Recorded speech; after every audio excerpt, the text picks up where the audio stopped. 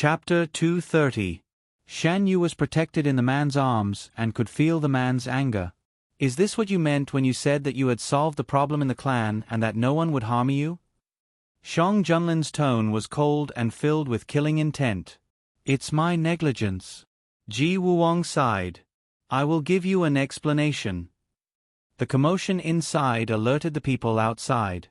Not long after, the Ji clan's guards rushed in and took over the child who wanted to assassinate Shen Yu from Ji Wuwang's sword. Shen Yu then realized that the child was holding a sharp dagger in his hand. The dagger glowed blue under the sunlight. It must have been coated with poison. Shang Junlin also noticed this and his voice became colder. You should give us an explanation.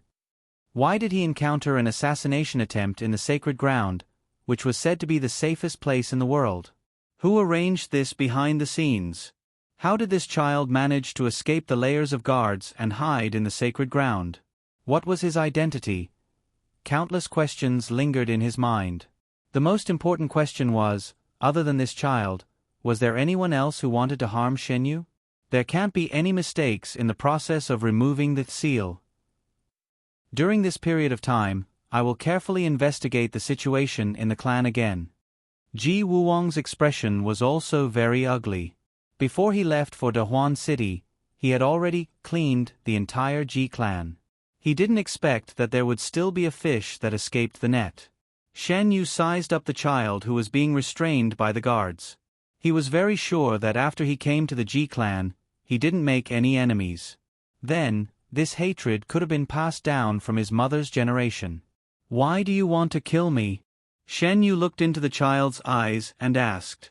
The child said something softly, but Shen Yu didn't hear it clearly. After that, he pursed his lips and didn't say anything else. Shen Yu believed that Ji Wuwang would give him a satisfactory explanation and wouldn't waste any more time on this child. Shang Junlin was in Shen Yu's embrace. His body was tense and he was in a highly defensive position. The hidden dragon guards surrounded the two of them. I want to participate in the entire process. When Shang Junlin spoke, his cold gaze fell on the child. His meaning was self-evident. An elder beside Ji Wuwang who had rushed over upon hearing the news subconsciously refused. This is the Ji family's matter, you. Sure. Without waiting for him to finish, Ji Wuwang agreed.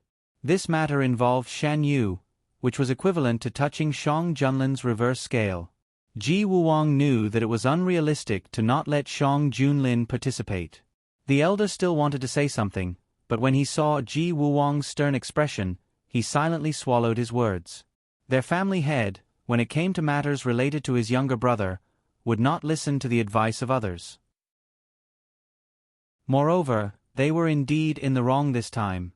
Shang Junlin brought Shen Yu back first, while Ji Wuwang led his men to detain the child. Along the way, Shang Junlin did not say anything. Shen Yu held Shang Junlin's hand and scratched his palm. Your Majesty, are you still angry? Shang Junlin held his hand tightly. I'm angry that I didn't discover the danger in advance. How can this kind of thing be predicted in advance? Aren't I fine now? Your Majesty, don't think too much. With Your Majesty around, you won't let anyone hurt me, right? Yes, as long as I'm around, I won't allow anyone to hurt you in any way. After returning to the courtyard where they were temporarily staying, Shang Junlin went to Ji Wuwang's place to deal with the assassination. He would not let anyone who dared to harm Shen Yu off easily. Ji Wuwang's men immediately went to investigate. There were not many people who could get close to the sacred grounds, so the scope of the investigation was narrowed down. Moreover, Ji Wuwang was not completely clueless. Shen Yu did not go. He stayed in the house to recuperate. With Shang Junlin and Ji Wuwang's men guarding outside the house, the degree of danger was minimized. However, it was not completely free of danger. A maid walked over with snacks. Shen Yu glanced at her face. It was a face that he had never seen before. Shen Yu loved all kinds of snacks. Since Ji Wuwang brought him back, he would definitely treat him well. Every day, he would take turns making snacks and have a designated maid deliver them to him. Shen Yu remembered the maid's appearance. She was not the same person who appeared today. He calmly retracted his gaze. This maid was able to get close to him, which meant that the hidden dragon guards and Ji Wuwang did not find anything wrong with her. However, this did not mean that there was nothing wrong with the maid. It was always right to be careful. You don't have to bring it over. Just leave it over there. Shan Yu pointed to the table on the other side. Yes. The maid stopped in her tracks and was about to turn around. In the blink of an eye, the maid twisted her body strangely and pounced towards Shan Yu. Shan Yu dodged to the side and reached out to grab the maid's arm. A silver light flashed between the maid's fingers. Shan Yu narrowed his eyes and saw that it was a long needle. He did not know where the maid had hidden it. Bang! The hidden dragon guards heard the commotion and broke through the window.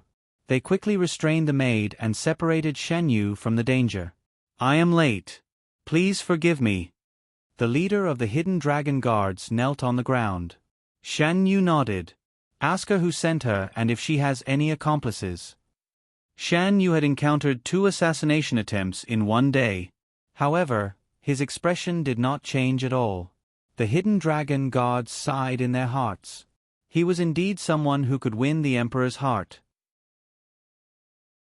However, how many people could be so fearless in the face of danger? The hidden dragon guards escorted the maid out. You don't have to take her away. Just ask her here. I also want to know who is the one who tried to kill me time and time again. Shan Yu stopped the hidden dragon guards from leaving. His voice was not loud, but it was powerful. At that moment, the hidden dragon guards suddenly felt that the person standing in front of them was not the quiet emperor, but the powerful emperor. The hidden dragon guards escorted the maid to Shan Yu. Shan Yu lowered his head and looked at her. Today, I encountered an assassination attempt in the sacred grounds.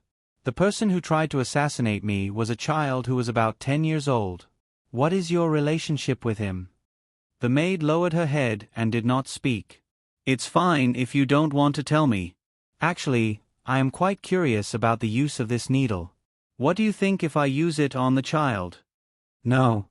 The maid raised her head. This has nothing to do with him. But it is a fact that he hid in the sacred grounds and tried to assassinate me. Now, he has been taken away by your leader. If you tell me now, you might be able to save his life. What? The maid panicked. What did you do to him? At that moment, Shang Junlin and Ji Wuwang walked in with their men. They rushed over when they heard the news. When they saw that Shan Yu was standing in the room, they heaved a sigh of relief. Shang Junlin walked towards Shan Yu. Without saying a word, he pulled him into his arms and said, I shouldn't have left you alone. How long had he left? Something happened again. I'm fine. Shan Yu patted the man's back to comfort him. I'm really fine. Don't worry. On the way here, Shang Junlin and Ji Wuwang had already understood the general situation. When they looked at the maid, their eyes were very unfriendly. The person in charge of the arrangement of the maids was called in and asked what had happened. The person in charge endured the pressure and revealed the maid's origin. There was indeed no problem with the maid's identity. It was just that something had happened to the maid who was responsible for delivering snacks to Shan Yu today. This matter was handed over to this maid. The person in charge would never have thought that the accident was caused by someone. This maid had taken over this task with a purpose from the beginning. Ji Wuwang's actions were very fast. It did not take long for him to find out the cause and effect of this matter. The Ji family had undergone several major purges under his control. It was very easy for him to find out some things. In the courtyard, Shan Yu, Shang Junlin, and Ji Wuwang sat in front of a stone table. Shan Yu asked, that is to say, this matter was left behind by history? Yes. The clan leader who was stopped by your mother was very powerful in the family.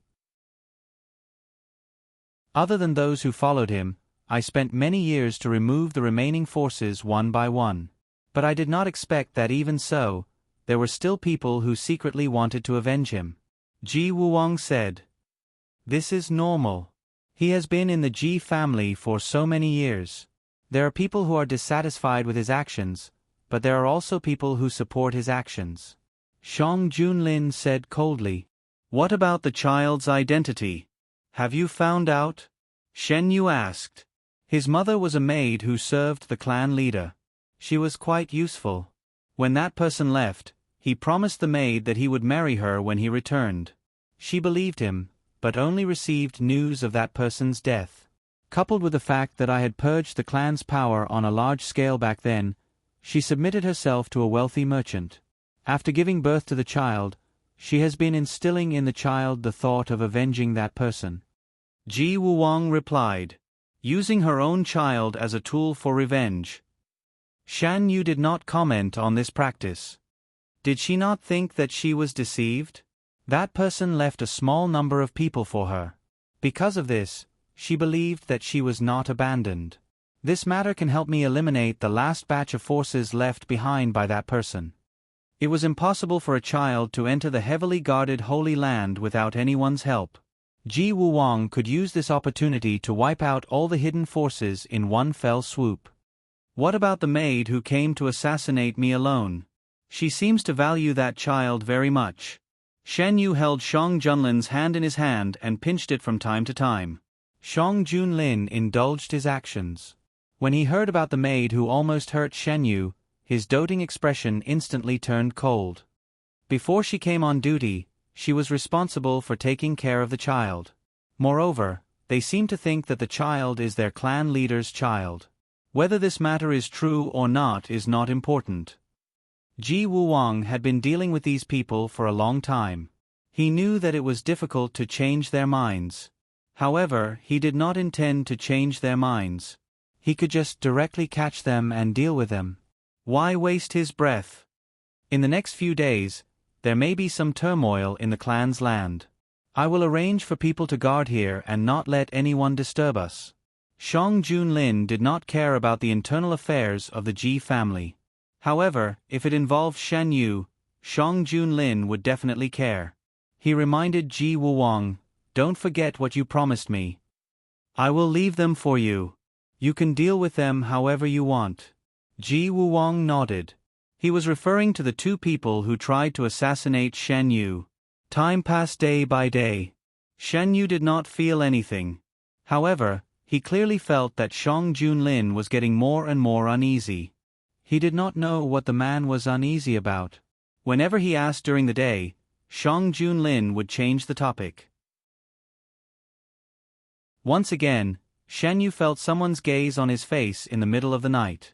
He resisted the sleepiness and opened his eyes. Shang Junlin did not expect him to suddenly wake up. He was obviously startled. Shen Yu raised his hand and touched Shang Junlin's face. "Your Majesty, what are you afraid of?" Chapter 231. I didn't. Shang Junlin subconsciously retorted. Shen Yu frowned.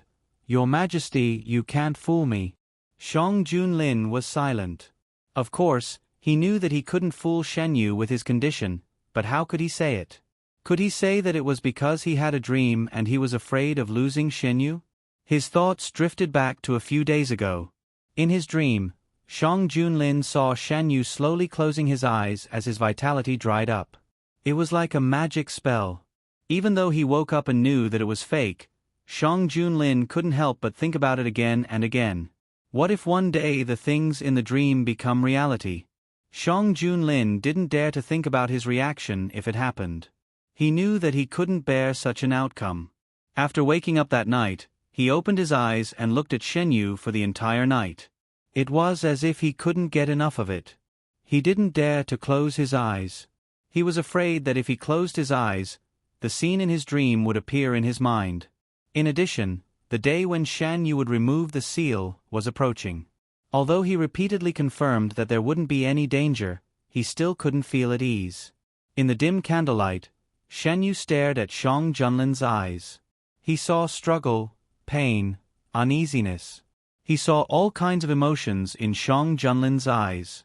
In the end, these emotions were suppressed by their master and could no longer be seen. "If there's anything, Your Majesty can tell me. Don't keep it in your heart," Shen Yu said in a soft tone, as if he was coaxing Shang Junlin. "Your Majesty, you can tell me. I don't want Your Majesty to fall again when I get better." What I want is a healthy Your Majesty who can walk down the path with me. Shang Junlin hugged Shen Yu even tighter. Their bodies were tightly pressed together. Their body heat was transmitted to each other through their thin clothes. Gradually, they became indistinguishable. Zhan had a nightmare. Shang Junlin pressed Shan Yu's head on his shoulder, not letting him see his face. In the dream, there was only a Yu, there was no Zhen. In the end, a Yu was also gone. His Majesty also said that this is just a nightmare. Shen Yu gently patted Shang Junlin's back and gently comforted him. Dreams can't be taken as reality. I'm here, in His Majesty's arms, and I will never leave. I know. I'm just a little scared. I can't lose you. Shang Junlin lowered his head and kissed Shen Yu's face. Yu, I love you very much. Shen Yu lay quietly in Shang Junlin's arms, letting him do whatever he wanted. His Majesty won't lose me. I also like His Majesty very much. I like His Majesty more than anything else. His Majesty has already provoked me and taken root in my heart. Even if one day you want to regret it, I won't allow it. This was the first time Shen Yu showed possessiveness towards Shang Junlin. Not only did it not make the Emperor of Dahuan dissatisfied, but it also soothed the uneasiness in his heart. He rubbed the young man in his arms, and his voice was filled with excitement. Zhen won't regret it. You can't regret it either. Yu's heart towards Zhen. Zhen will never let you down. You can't let Zhen down either, no matter what. Shen Yu raised his head and found the position of Shang Junlin's lips. He took the initiative to kiss them. Okay, it's a promise. After an open and honest conversation, Shang Junlin's condition seemed to be better. Shen Yu could roughly guess that the man's uneasiness came from his own body. After getting rid of the warning in his body, he would have plenty of time to calm Shang Junlin's heart. Ji Wuwang's purge was very fast. After a few days, the Ji clan quietly lost some people. These people didn't have a strong sense of presence, so even if they suddenly disappeared, no one would notice anything wrong. Shang Junlin would occasionally go out to discuss matters with Ji Wuwang. Shan Yu didn't participate, so he didn't know what they talked about in private. His daily life was very simple. As he couldn't think too much, many things were directly handled by Shang Junlin and Ji Wuwang. They didn't come to him. After the assassination that day, the people serving him changed. Shan Yu could feel from the words and actions of some of the servants that they weren't simple servants. Shan Yu's side was protected by the hidden dragon guards and Ji Wuwang's men. The previous incident had left a shadow in their hearts. They definitely wouldn't allow something similar to happen again. Imperial Physician Gu continued to take Shen Yu's pulse once a day. Then, he would discuss with the person in charge of removing the warning in the Ji clan how to minimize the harm to Shen Yu's body. The Ji clan's library had a lot of unique medical books. As the imperial physician in charge of nursing Shan Yu's body, he could borrow these books. During this period of time, Imperial Physician Gu had absorbed a lot of knowledge. This situation is very special. Although the warning will absorb the vitality in the body, to a certain extent, the existence of the warning also protects young Master Shan Yu's body. If it wasn't for the existence of the warning, his illness would be more serious than it is now. A member of the Ji clan said. Imperial Physician Gu was having a discussion with the person in charge of removing the warning in the hall. During this period of time, he had a better understanding of the warning. He knew that before Shan Yu, the warning would be removed from the saint's body when her vitality was about to be sucked dry. Then, it would be implanted into the body of the next saint, and the cycle would repeat. When the warning was removed, the saint would lose her value and would die in a short period of time. However, it was different this time. What they had to do was to protect Shen Yu. The method discussed before can be used, but there are still some shortcomings. If we can find a way to improve it, we can make it so that it won't cause any damage to the host. The fruit of the moon lotus is about to ripen. We have to hurry. Imperial Physician Gu also joined the discussion. In the beginning, he didn't have much authority among these people. However, after he quickly absorbed the knowledge related to the warning, his suggestions became more and more targeted. After solving several difficult problems, he completely integrated into the discussion and knew more and more inside information. He would report everything he knew to Shang Junlin. If the situation didn't allow it, Shang Junlin would have personally watched these people. After discussing with Ji Wuwang, Shang Junlin returned. When he stepped into the courtyard, he saw a young man sitting in the corridor reading a book. The young man was wearing a green robe. When he heard the footsteps, he put down his book and looked up. "Your Majesty, you're back?" Shang Junlin walked over and picked him up. "Did you miss me? How long has your Majesty been away?" Shan Yu raised his eyebrows. "Even if I was away for a quarter of an hour, I was still thinking about you all the time." Shang Junlin sniffed Shan Yu's unique scent and gradually calmed down. The Ji clan was isolated from the rest of the world and almost couldn't feel the various disturbances in the outside world. In the palace, Feng Jun finished dealing with the matters at hand. A servant quietly pushed open the door and entered. "Sir, a secret letter from the capital." Feng Jun took the letter. After reading it, he placed the letter on a candle and lit it. Some people couldn't sit still anymore. The capital. Everything seemed to be the same as when Shang Junlin was here. However, those who were sensitive could faintly feel that a huge wave was brewing under the calm surface. Duan Daren was preparing to leave as usual when an uninvited guest appeared in the residence. "Sir, have you thought about it?" In the study, a man in grey sat opposite Duan Daren. He took out a brocade box from his sleeve. "This is a meeting gift from my master. I hope you like it. I'm now in the cabinet. Why do you think I can agree to your request? I believe you know the price of betraying His Majesty." Duan Daren didn't even look at the brocade box. "Sir, it's true that you're a cabinet minister. It's also because of this reason that you know better than anyone else about His Majesty's attitude towards the aristocratic families. His Majesty is suppressing the aristocratic families everywhere. Do you want to watch the aristocratic families fall step by step?" The man in grey's tone didn't change. Duan Daren was silent. After a long while, he compromised. "What do you want me to do?" The man in grey smiled. "Sir, you don't have to be nervous. You just need to delay the Prime Minister. As for what to do, when the time comes, someone will inform you. After the matter is done, my master will give you what you want as promised. Almost everyone in the capital is His Majesty's people. Even if he's not here now, what can you do?" Duan Daren seemed puzzled. "Sir, you'll know when the time comes. You're not willing to say anything. How can I believe you?" Duan Daren played with the cup in his hand. "I'm a first-rank minister after all. It doesn't seem like I need to take such a big risk." "You entered the Duan residence alone. Aren't you afraid that I'll take credit for it?" The man in grey's expression changed slightly. Why did he dare to come alone? It was Duan Daren who revealed the information of cooperation. "Sir, your considerations are reasonable. Since you're already one of us, there's no harm in telling you in advance. We have people in the Imperial Army. When the time comes, we'll directly take control of the palace." Duan Daren's expression didn't change. "I see. I understand. Without King Yu, who do you plan to support this time?" "The 17th prince has just come of age. He's the most intelligent and obedient child." "What do you think, sir?" The 17th prince, Shang Junlin, wasn't even 10 years old when he ascended the throne. Because of his young age, he didn't have time to do anything. Duan Daren thought for a long time before he could barely recall this person's figure from his memory. It had to be said that compared to Shang Junlin, the other prince's presence was too weak. "How confident are you that you can pull His Majesty down from the throne?" "Duan Daren, do you know why the previous emperor hated the only legitimate prince so much?"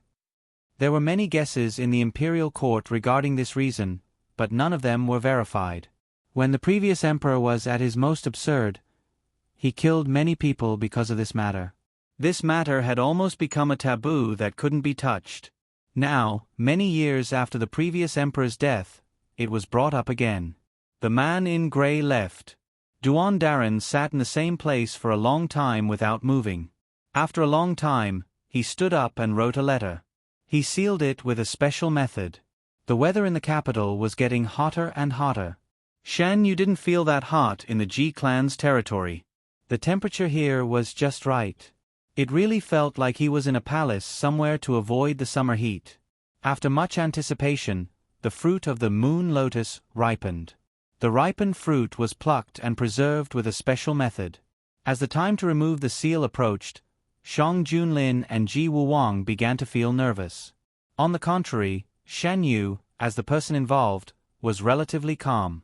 Shan Yu grabbed the sleeves of the man who was walking back and forth in front of him. He said helplessly, "Your Majesty, if you continue walking, I'll be dizzy." With his sleeves caught, the man had no choice but to stop. He turned around and held Shan Yu's hand in his palm.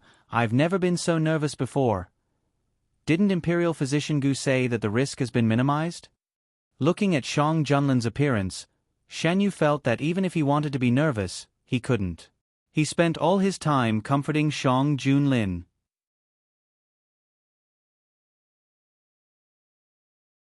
Chapter 232. I know, it's just that. He couldn't control himself.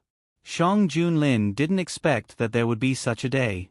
In the past, he felt that he wasn't afraid of anything and wasn't nervous at all. Now, he realized that it was just that he hadn't met someone who could make him feel afraid and nervous. Shan Yu walked over and hugged Shang Junlin from behind. He rested his head on Shang Junlin's shoulder and said, "Your Majesty, don't worry. Imperial Physician Gu is also here. Your Majesty should believe his words."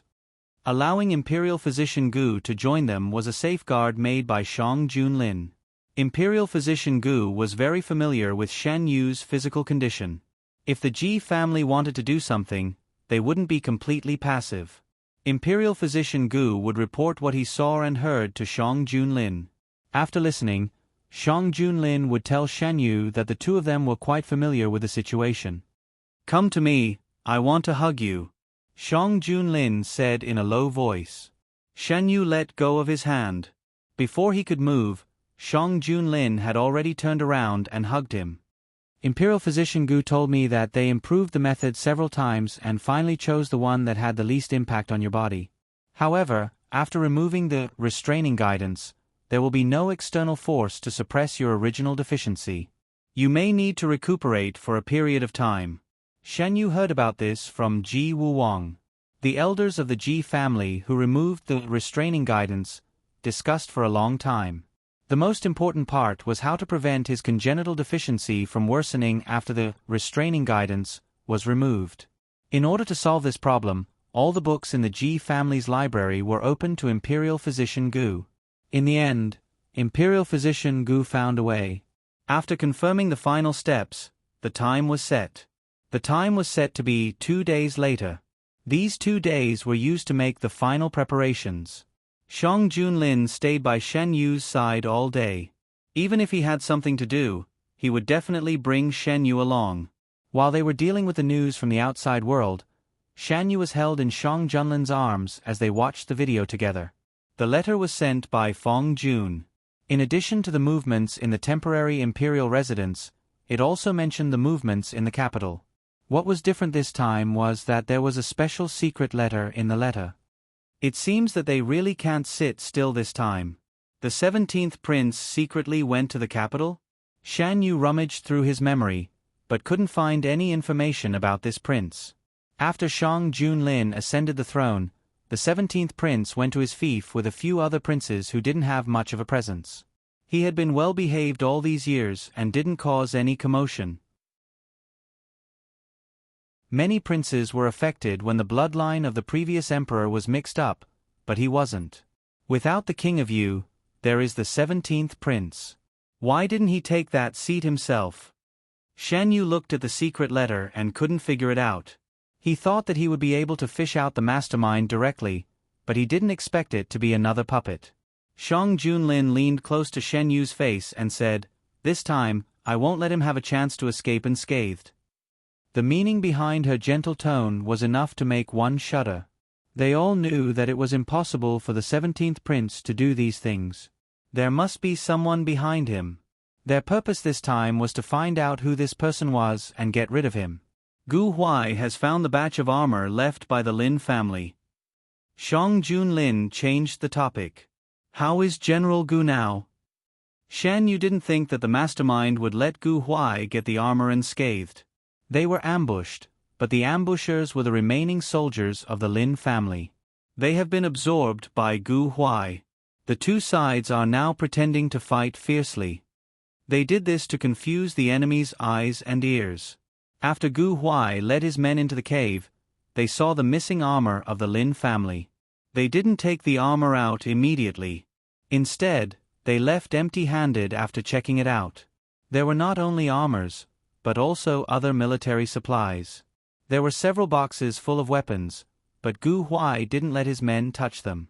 These things had been here for a long time, but no one took them away. It was as if they were waiting for them to come and take them. Gu Huai knew that things weren't that simple. He led his men out of the cave. They hadn't gone far when they were ambushed. The ambushers didn't have many people, but their fighting power was very strong. The two sides fought fiercely. At the critical moment, the leader of the other side saw the commander's seal in Gu Huai's hand. Stop! With the leader's order, the other side's people immediately stopped. Gu Huai also had his own people stop. The short confrontation made the two leaders understand that the two sides were evenly matched. If they continued to fight, both sides would suffer. The leader looked at the young general in front of him with a complicated expression. He asked in a hoarse voice, "Where did you get this commander's seal?" Gu Huai rubbed the commander's seal in his hand. All kinds of thoughts flashed through his mind, but he didn't show them on his face. Naturally, it was given by His Majesty. Shang Junlin? How dare you call His Majesty by his name? The soldiers standing behind Gu Huai subconsciously pointed their wooden cannons at the other side. The leader's men didn't pass on the responsibility and took an attacking stance. The atmosphere between the two sides was tense again. The leader waved his hand and signaled for the people behind him to relax. It seems that you have a lot of faith in the current emperor of the Great Huan Kingdom. Who are you? Gu Huai looked at the other side with a sharp gaze. I want to talk to you alone. No, who knows what you're thinking? Gu Huai's deputy was the first to disagree. General, you have to be careful of this person. Gu Huai was silent for a moment before he said, "All right." The two generals led him to the side. The rest of the people looked at each other in confusion. They didn't know how things had suddenly turned out this way. In another secluded place, the leader stood opposite Gu Huai. He carefully sized up the young general in front of him. I heard that you used your own merits to reverse the Lin family's confession. Why? I just feel that the Lin family shouldn't bear such a crime. You still have the Lin family army's seal in your hands. We should listen to your orders, but the Lin family army no longer exists. You're from the Lin family army? Gu Huai interrupted him. Yes. The leader didn't deny it. When the Lin family was in trouble, the previous emperor wanted to hand over the Lin family army to someone else. I knew that there was something wrong with the destruction of the Lin family, so I quietly left with the brothers who were willing to follow me. As expected, many people in the Lin family army who questioned the Lin family's case quietly disappeared. Until now, there was no Lin family army in the world.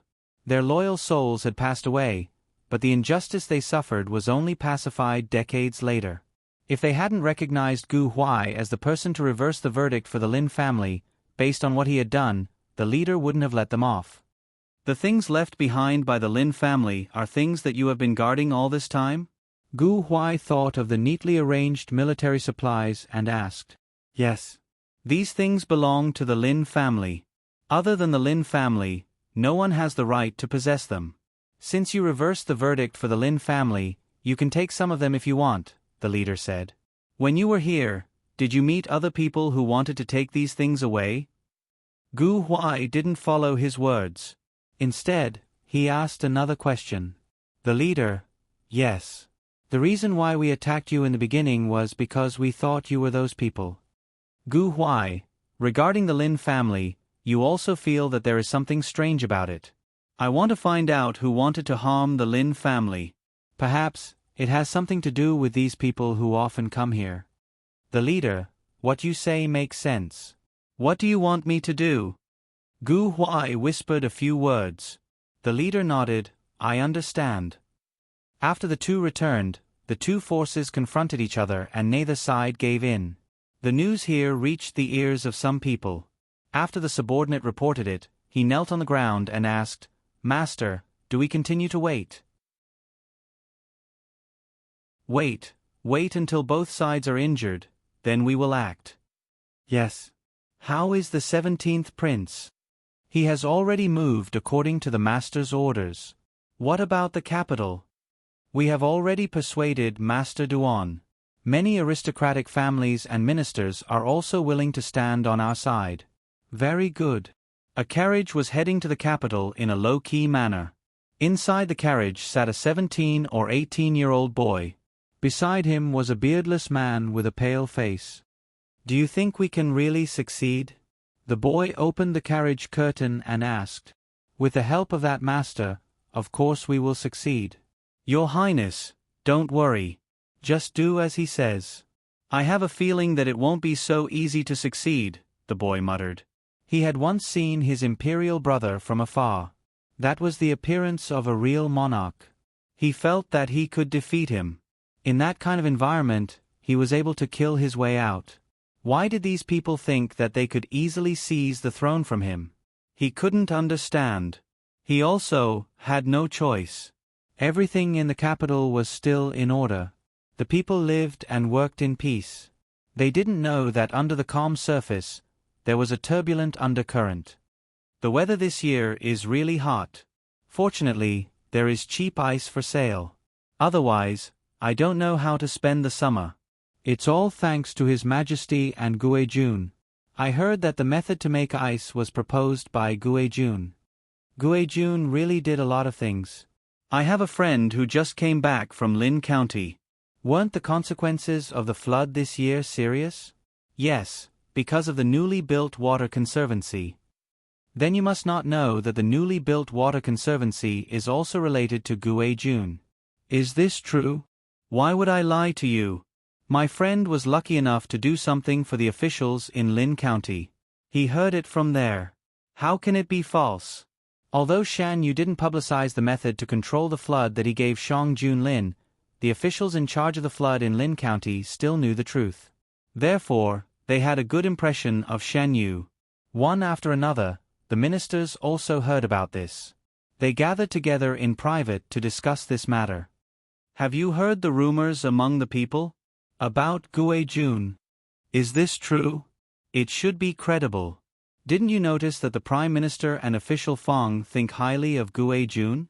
Everyone knows the Prime Minister's character. He can't treat someone differently just because His Majesty favors him. That's right. So this is very likely true and the Prime Minister knows the truth? If it's true, why didn't His Majesty announce it? This is a great contribution. Even if Guejun is a member of the harem, he can't not reward him.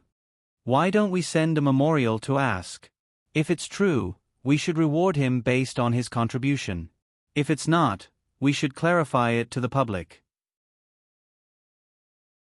After the officials discussed it, they all felt that it was necessary to send a memorial to ask. Shan Yu didn't know that the news about him giving the method to control the flood had started to spread among the people. Many officials knew about it and planned to ask Shang Junlin for confirmation. There was only one day left. Shang Junlin put down everything and stayed by Shen Yu's side. Wherever Shen Yu went, he followed him like a big dog. After breakfast, Imperial Physician Gu came to check Shen Yu's pulse. Shang Junlin sat beside Shen Yu and held his other hand. How is it? Shang Junlin asked when Imperial Physician Gu put down his hand. Guejuan's body is recovering well. Don't worry, Your Majesty. His insufficiency. Your subject has something to discuss with Your Majesty and Your Highness. It's about Your Highness's health. Your subject has been reading the Ji family's books these days and has thought of a method that can greatly cure your Highness's deficiency. Does your Highness still remember the Junling that your subject sent into the palace? The Junling can be used as medicine. After it blossoms, using the flower of the Junling and a few medicines that are unique to the Ji family, it can minimize the effects of the deficiency on your Highness's body. In addition to removing the Jie'in, Imperial Physician Gu was also looking for a way to solve another hidden danger of Shen Yu's body. Even if Guijuan's insufficiency was well taken care of, it would more or less affect his lifespan. Fortunately, the Ji family had a rich collection of books. He really found a way to cure Shen Yu's illness. Is this true? Shang Junlin couldn't hide his excitement. This was undoubtedly the best news he had heard. Shang Junlin had already decided that after removing the Jie'in and bringing Shan Yu back to the palace, he would ask the Imperial Physician Hospital to work together to cure Shan Yu's insufficiency. If the Imperial Physician Hospital couldn't do it, he would look for a doctor among the common people. No matter the cost, he would treat Shan Yu's insufficiency. I don't dare to say anything rash. However, the treatment might take a long time. I will adjust the prescription according to Guijuan's specific condition. Imperial Physician Gu rambled on about the treatment. Imperial Physician Gu, just tell me what you want. As long as you can cure you, I'll satisfy any request. It's my duty to save the dying and heal the injured. Your Majesty doesn't have to do this. Moreover, I'm indebted to Guijun. I'll do my best to cure Guijun. Shen Yu thought that removing the Jie'in was the best situation. He didn't expect Imperial Physician Gu to give him such a big surprise. Who didn't want to have a healthy body? He had been tortured by illness for 2 lifetimes.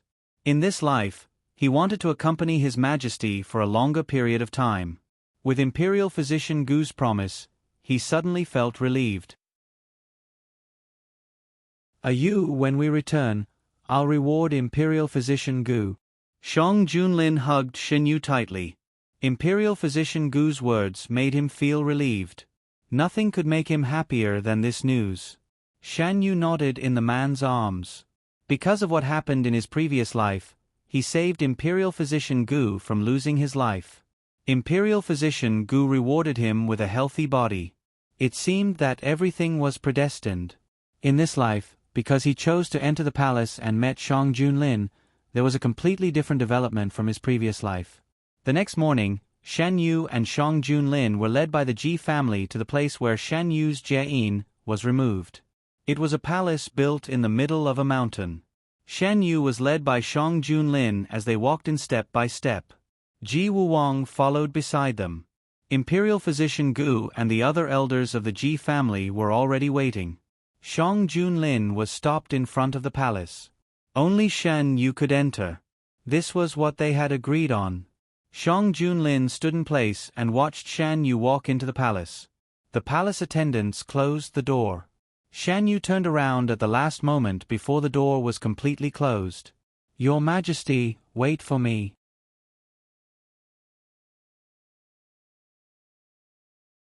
Chapter 233.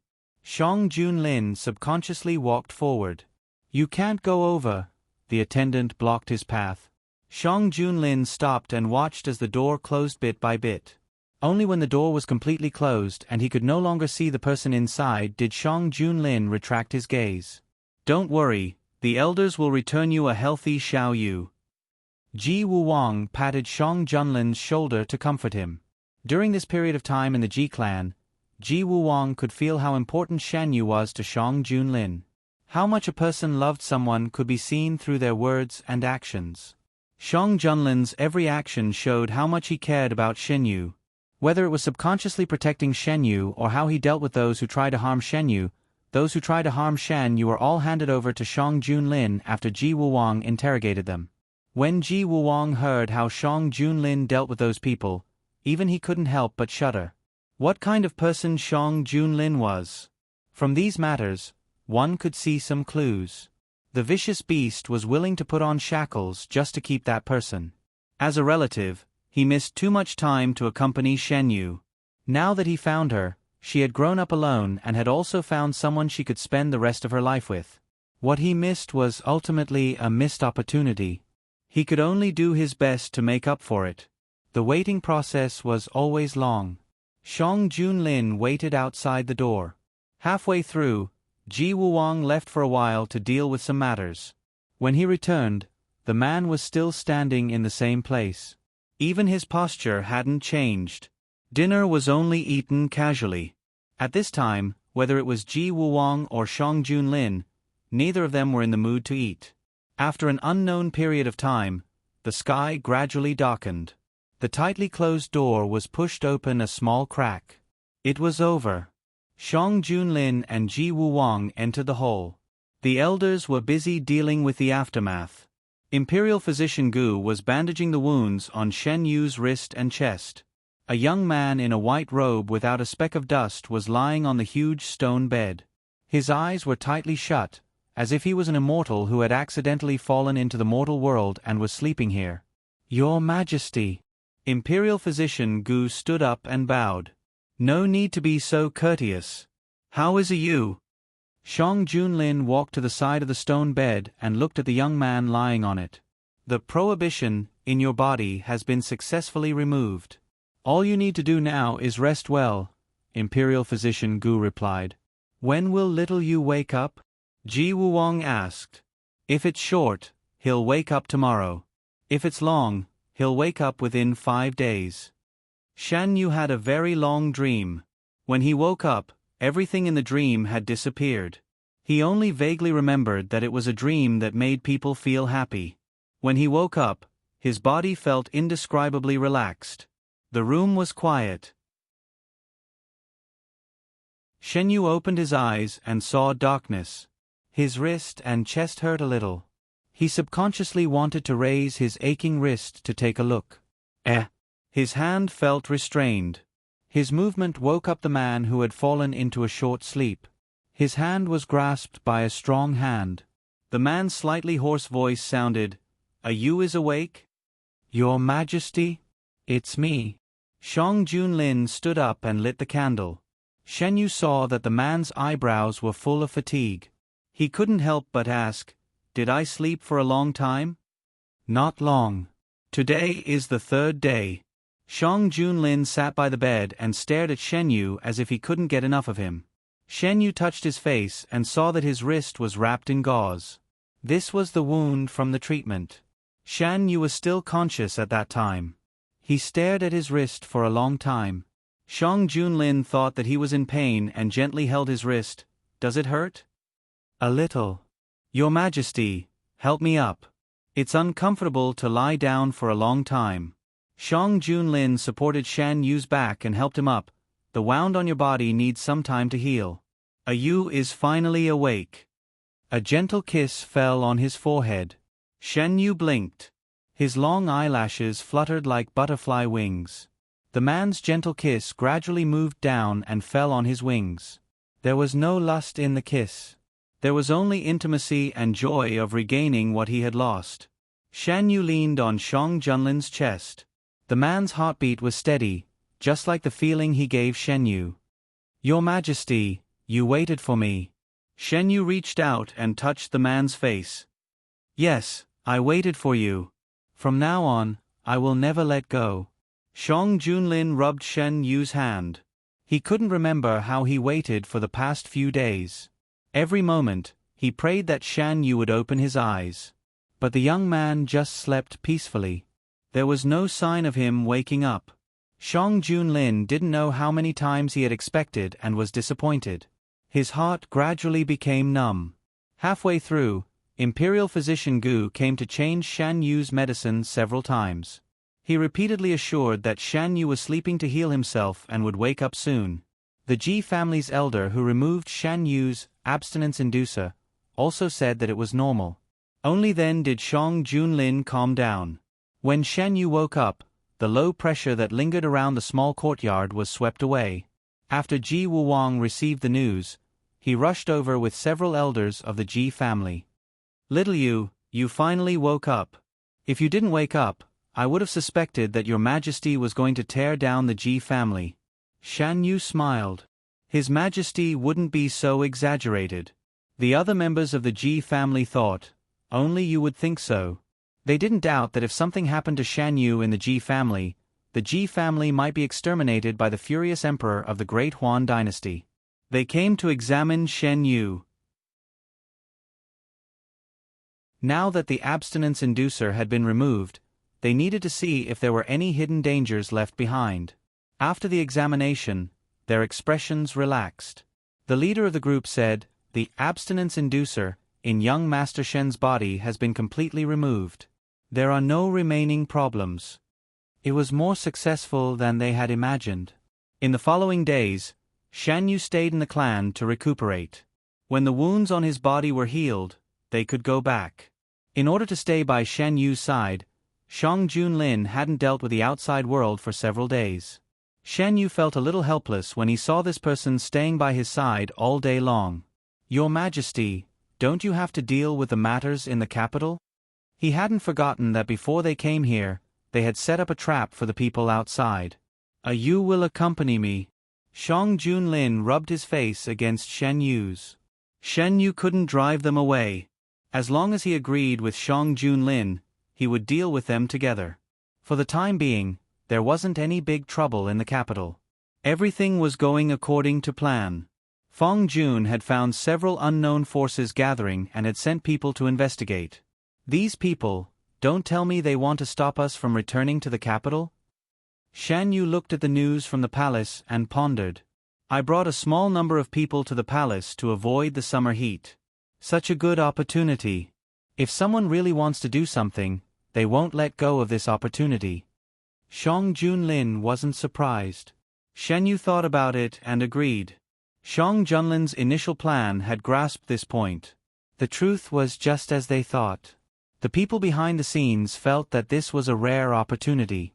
Seeing Shang Junlin's reputation among the people was getting better and better, if they didn't take action, it would be more difficult to shake Shang Junlin's rule in the future.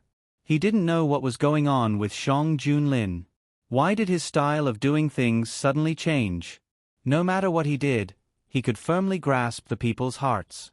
Not to mention, after several major changes in the imperial court, the main officials were all willing to do practical things. Even the officials from the aristocratic families who stayed could contribute to De Huan. Thinking about it carefully, all the changes seemed to have started after Shan Yu entered the palace. "Shan Yu, you have underestimated the child of Count North." The man sitting on the main seat said. "His Majesty is deeply in love with him. This is also our opportunity. If we hurt him or pull him to our side, it will definitely cause a heavy blow to His Majesty." The person sitting below said. "That's right. He didn't enter the palace willingly, right? He's the legitimate son of Duke Xunbei. Not only did he fail to ask for the title of Crown Prince, but he was also sent to the harem. As far as I know, this legitimate son of Duke Xunbei is no worse than anyone else. Otherwise, how could he seduce the King of Yu and the Emperor to fight for him at the same time and escape unscathed? The King of Yu, humph, if he wasn't stupid, why would he push the 17th prince out now?" Someone was dissatisfied.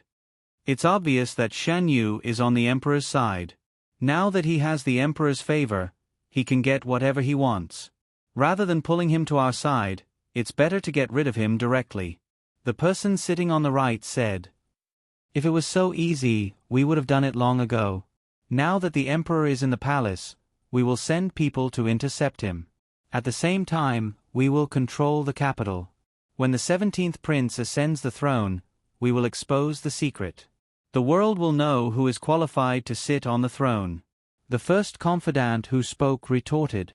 "But, wasn't it verified once before?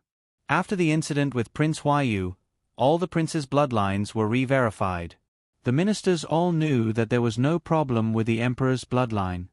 Let's talk about this later. How's the situation in the capital?" After the argument, the person sitting on the main seat spoke again. "Everything is going according to plan. After removing the prohibition, Shan Yu ushered in a period of weakness.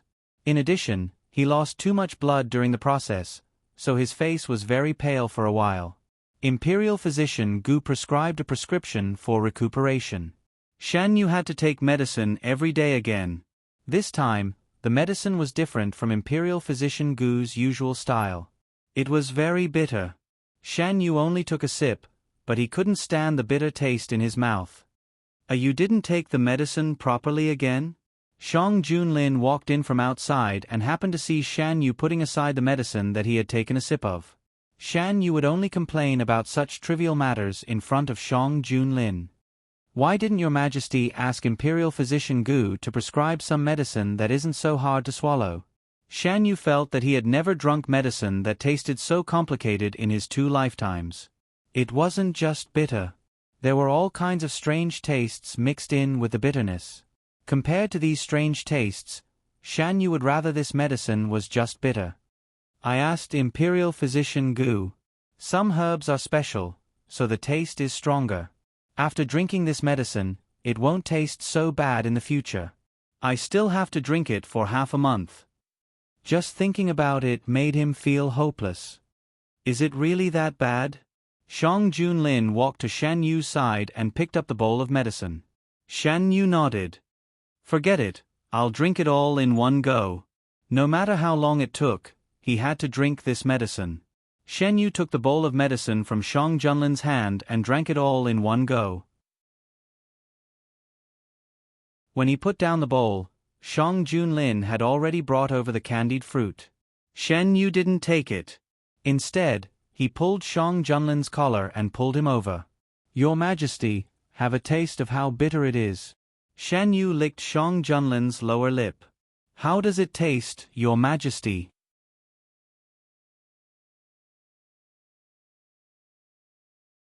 Chapter 234.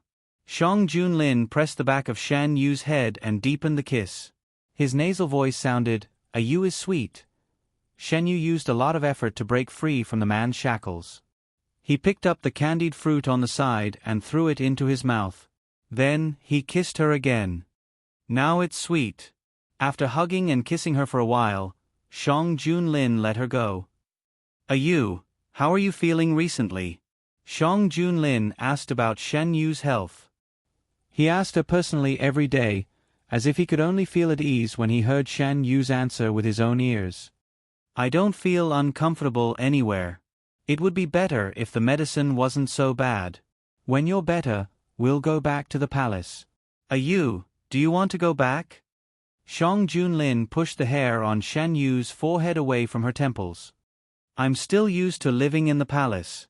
Is it okay that His Majesty hasn't shown up for so long? How's the situation outside? In order to let Shan Yu recuperate in peace, Shang Junlin rarely talked to Shan Yu about the outside world. Don't worry. The Prime Minister is in the capital. There won't be any big trouble. Gu Huai has already recognized the Lin family army left behind by the Lin family. They have a common enemy, so they will stand on one side, Shang Junlin said.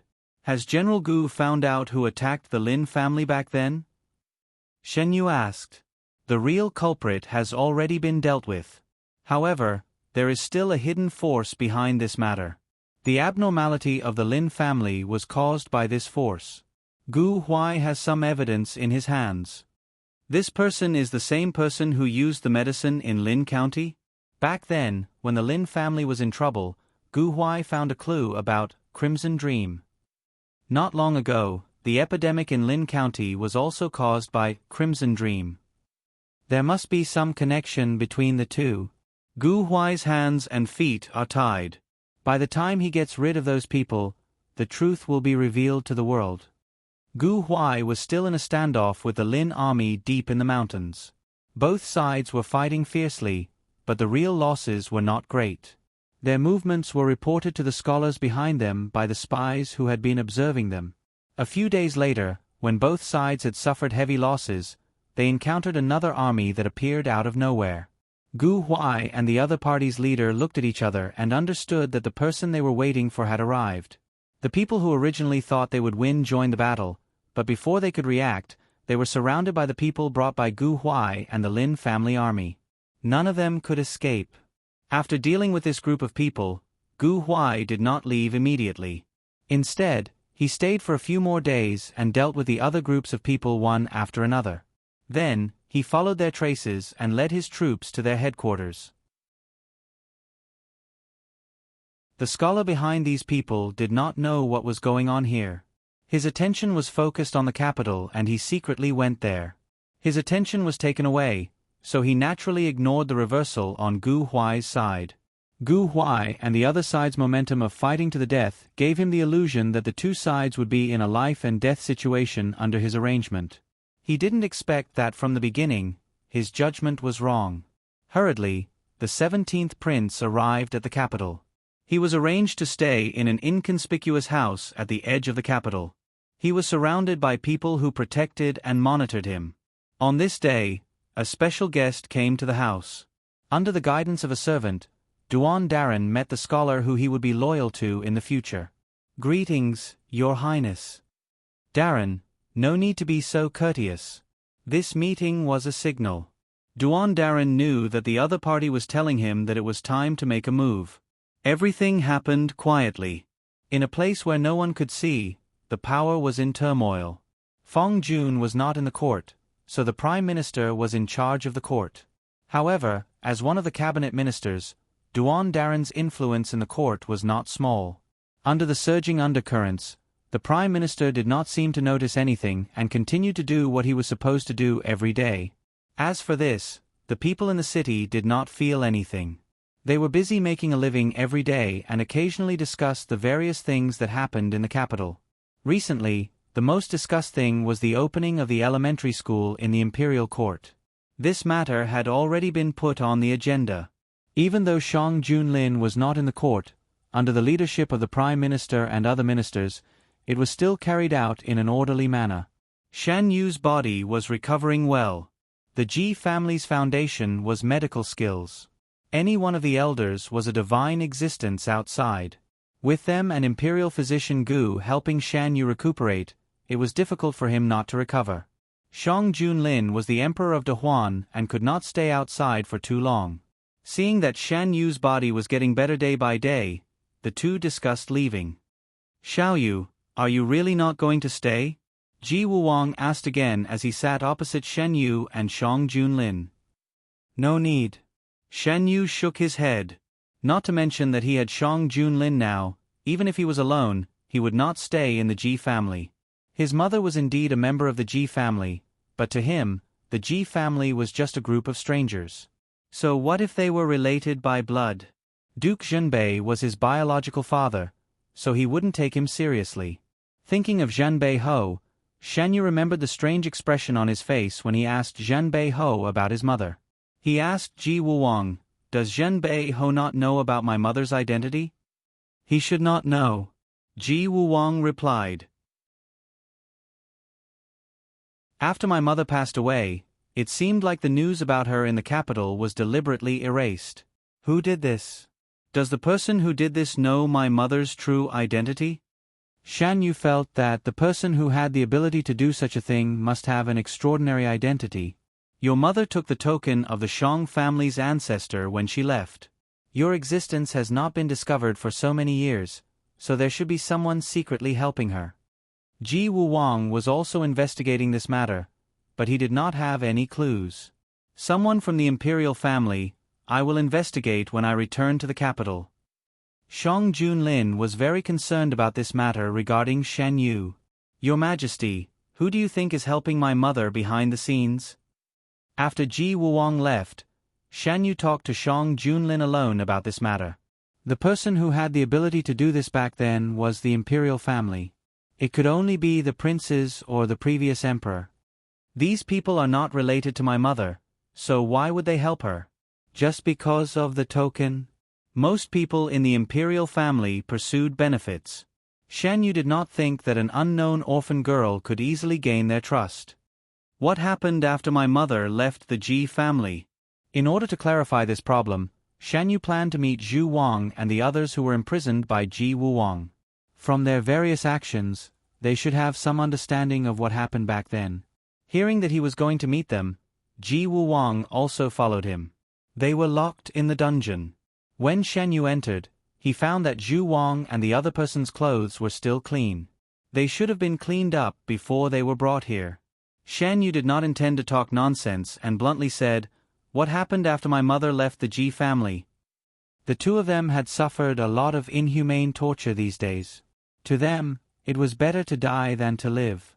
At least they would not have to face endless pain. Although they looked clean on the surface, there were no wounds on their bodies. But the places covered by their clothes were already covered with wounds. They originally thought that they would have a miserable end in Ji Wuwang's hands, but they did not expect the anger of the great Huan Emperor to be even more unbearable. The two of them now understood what it meant to be better to die than to live. Because when they heard Shan Yu's words, they did not dare to not answer. The one who spoke was another person who had defected from the Ji family. He said, after the holy maiden left the Ji family, the first thing she did was to shake off the pursuit of the Ji family's patriarch. During this period of time, we did not know what happened. The next time we heard of her was in the capital. How did my mother go to the capital? You do not know? The person shook his head. When we found out about the holy maiden's whereabouts, she had already changed her identity. The capital was too big and we did not know her exact whereabouts. We chased to the capital and wanted to capture her, but we did not expect to fall into her trap and suffer heavy losses. Since then, we had no choice but to lie low. When my mother left, did she take many people with her? Shan Yu turned to look at Ji Wuwang. Ji Wuwang immediately understood Shan Yu's unfinished words. He said, "Not many. If there were enough people, we would not have lost track of her." This was very strange. Since she did not take many people with her, it was definitely not enough to deal with the patriarch. Otherwise, she would not have changed her identity. Then who helped his mother? Was it also someone from the imperial family? After confirming that he could not get any more information from these people, Shan Yu asked another question. How did you plan to deal with me at that time? Zhu Wang, who had been taught a lesson, was very honest. He confessed everything in one breath. We wanted you to stand on the side of King Yu. You have Jie-in in your body. Through a special medicine, you will not have any thoughts of betrayal. The biggest doubt in his previous life was solved. There was indeed something fishy about helping King Yu to ascend the throne. Shan Yu had already guessed it. Now that his guess was confirmed, he could not help but sigh in his heart. Without waiting for him to do anything, Shang Junlin had already stepped forward and grabbed Zhu Wang's collar. You still want to control Yu? The man's voice was filled with violence and the pressure around him was extremely low. The man looked at him as if he was looking at a dead object. Zhu Wang was stared at by the pair of eyes filled with killing intent. He had already experienced the horror of this man. Under extreme fear, he could not say a word. Your Majesty.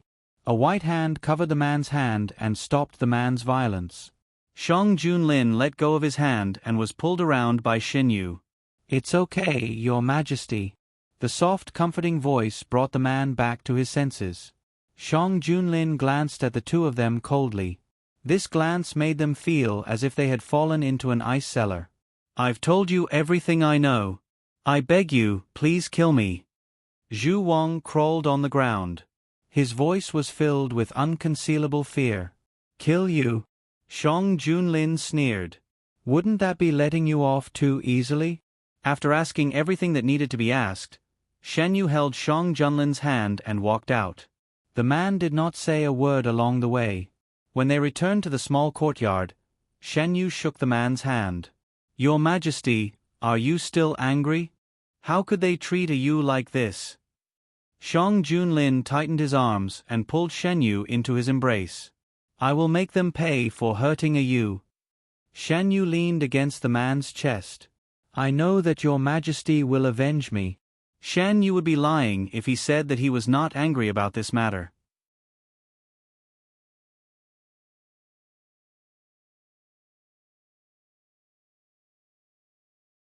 Chapter 235. Shang Junlin held the young man's waist and kissed him back. I should be the one saying that. Shang Junlin knew better than anyone else what changes Shan Yu's arrival had brought to him and what changes it had brought to De Huan. The two of them cuddled for a while before Shang Junlin hugged the young man and sat on the bed. We can start to close the net in the capital. The mastermind hasn't shown himself yet? Shan Yu found a comfortable position in the man's arms. He has been hiding in the dark.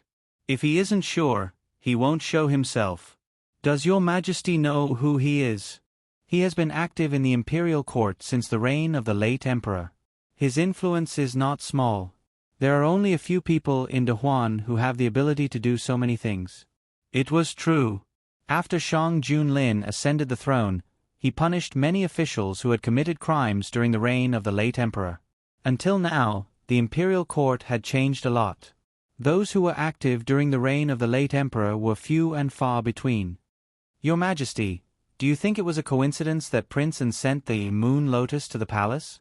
Shan Yu couldn't figure out how the Ji family's sacred object fell into the hands of Prince An. According to Ji Wuwang, the moon lotus disappeared after your mother disappeared. Could it be that the person who helped my mother in the capital was Prince An? Shan Yu thought about this royal highness who did not have a strong presence.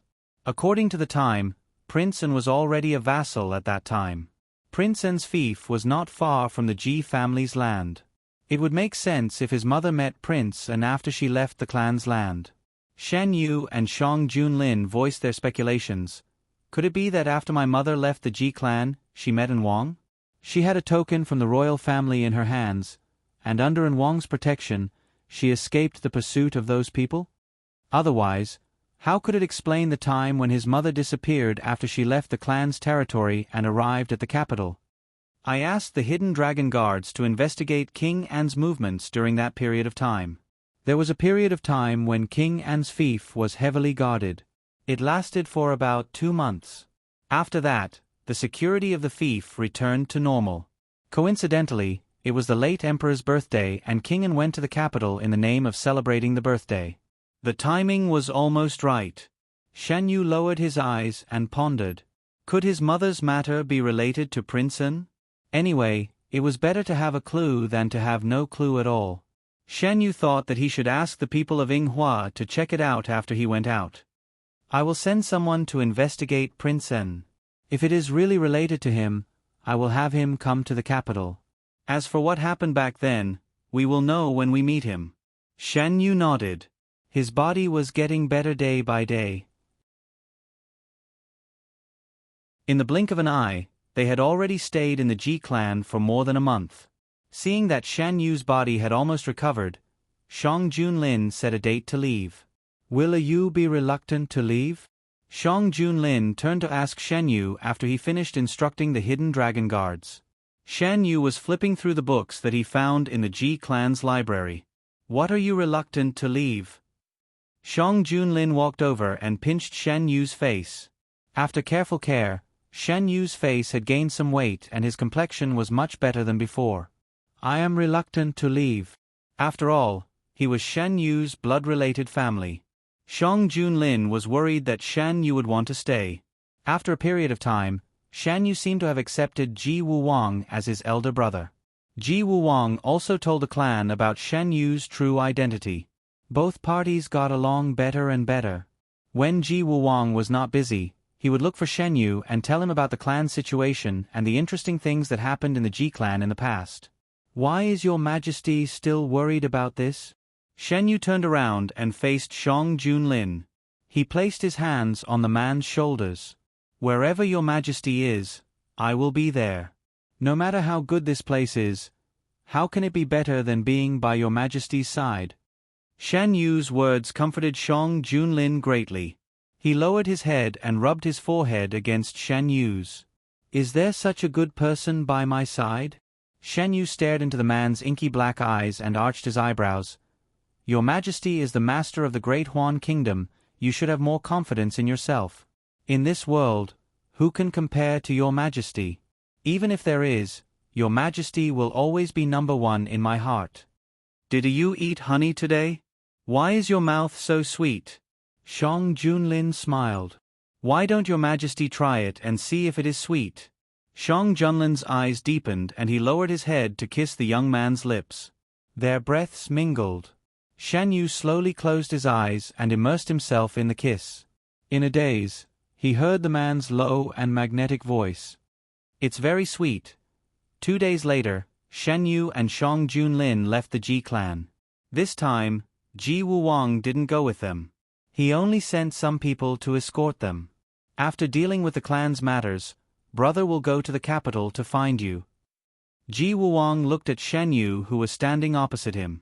The Ji clan had been hiding from the world for hundreds of years. It was impossible for them to hide from the world forever. Now that the outside world was stable, it was time for them to go out and take a look. Ji Wuwang had been busy with this matter. Moving the clan was not a small matter. As the clan leader, he needed to stay and deal with the corresponding matters. Shen Yu knew that Ji Wuwang wanted to bring the clan back into the world. During this period, the three of them would sometimes gather together to discuss this matter. They discussed where to move the clan, the specific future development, and other issues.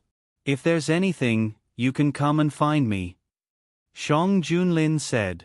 Not to mention that Ji Wuwang was Shen Yu's brother, Shang Junlin was willing to make things easier for him because Ji Wuwang helped Shen Yu remove the seal. Because of Shen Yu's health, they left in a carriage. The speed was much slower than when they came. Halfway through the journey, Shang Junlin received a secret letter from the palace. The secret letter was from Fong Jun.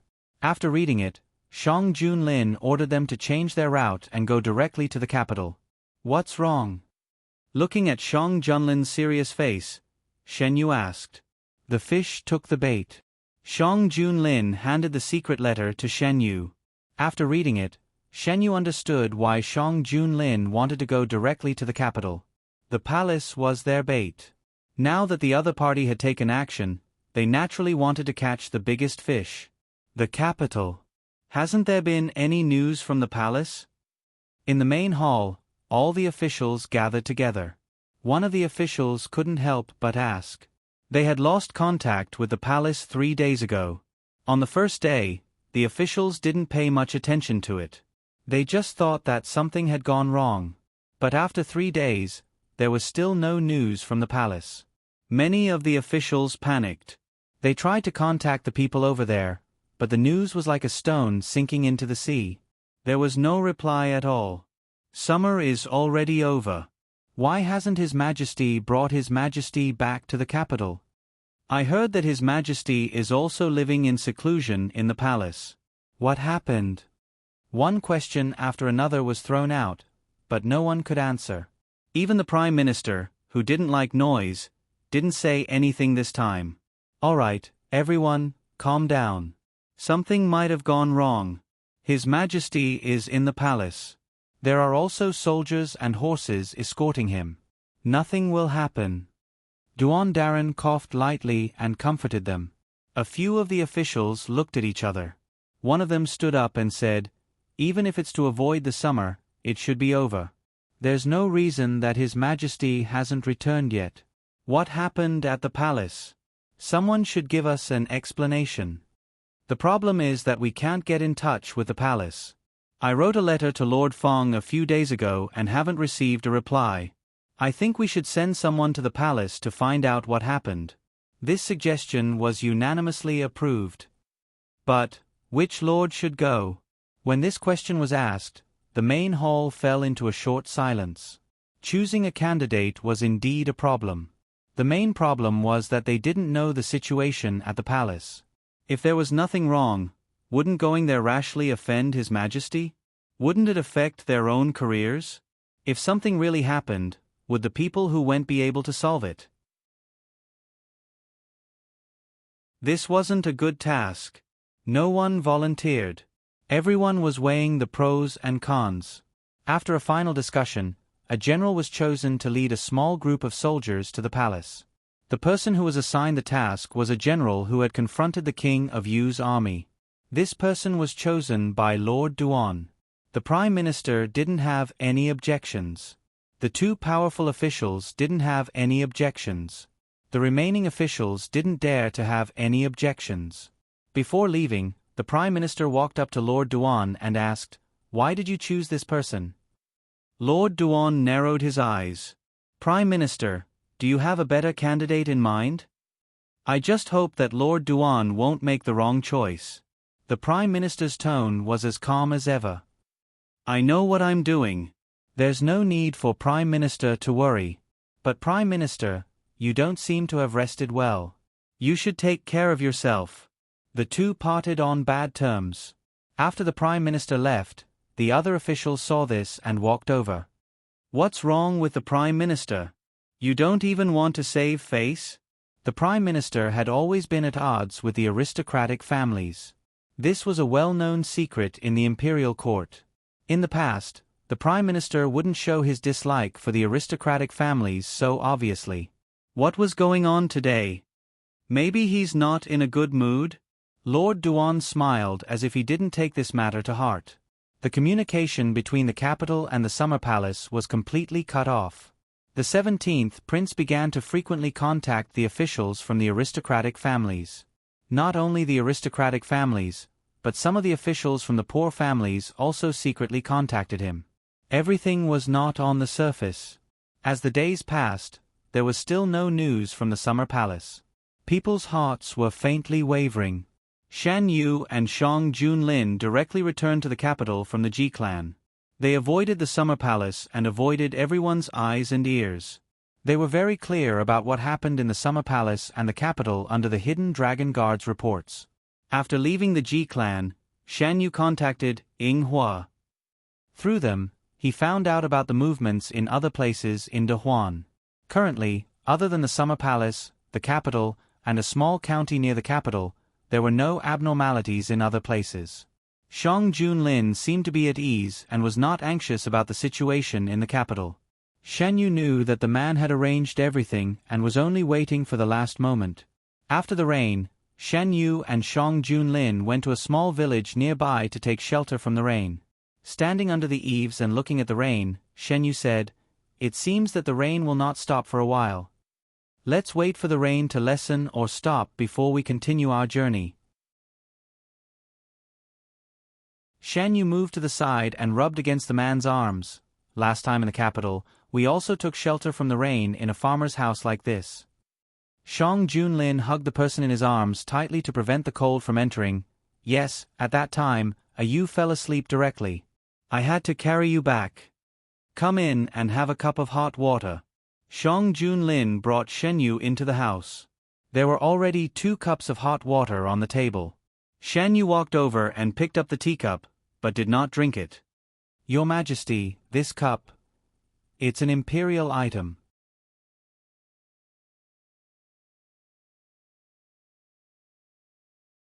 Chapter 236. The items used by the royal family all had special markings. Although the cup looked ordinary, it was made of good quality material. No matter what, such a cup should not appear here. The place where they took shelter from the rain was a village at the foot of the mountain. The people living here were almost isolated from the rest of the world. Before they settled down, the hidden dragon guards had already checked and found that there were no problems with the people here. Why would there be an item used by the royal family in such a remote village? Shan Yu turned the cup and looked at the cup in his hand. In fact, he was quietly looking around. Other than the 2 cups, there was nothing wrong with the room. "Auntie, where did you buy this cup? I like it very much and want to buy a set to bring it back." Shan Yu retracted his gaze and asked casually, "Young master, are you talking about this cup?" "It was not bought. It was washed down from the mountain when it rained heavily. At that time, many things fell down from the mountain. Everyone in the village brought back the things that could still be used. We thought that a wealthy family was in trouble and sent people to the mountain to search for them. However, we could not find them." "Which mountain is it?" "The one in front." The auntie pointed to the southwest direction. There was a towering mountain there. If it was not for the sudden rain, Shan Yu and the rest would not have passed by it. After drinking a cup of hot water, their bodies warmed up.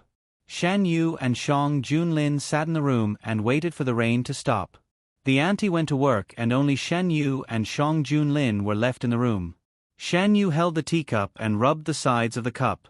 He asked, "Your Majesty, do you want to take a look at that mountain?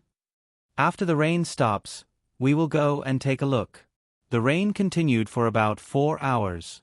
After the rain stopped, Shan Yu and Shang Junlin did not set off immediately. They planned to take a look at the mountain after the rain dried up.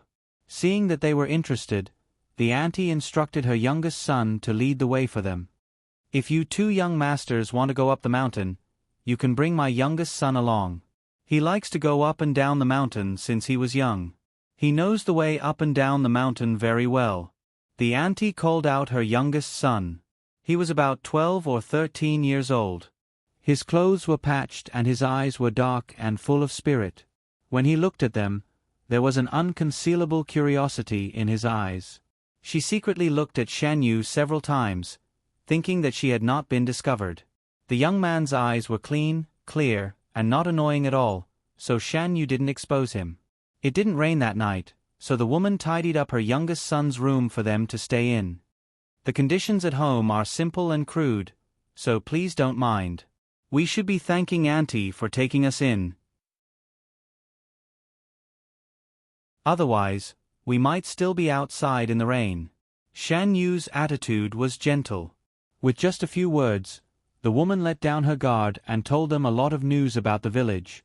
The village was located at the foot of the mountain and was surrounded by mountains on 3 sides. It was very difficult to go out. They were basically self-sufficient and planted some food at the foot of the mountain. Every once in a while, the men in the mountain would go hunting in groups to supplement the family. The cup was found by the men when they went hunting. The master of the woman's house and her eldest son took the game to the market, leaving only the woman and her youngest son at home. According to the woman, every family was like this.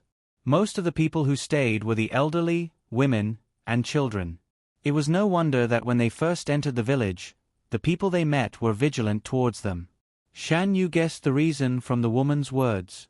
The young men in the house were not at home, so it was normal for them to be vigilant when strangers suddenly came. After chatting for a while, the woman went out. Shan Yu sat on the bed and poked Shang Junlin's arm.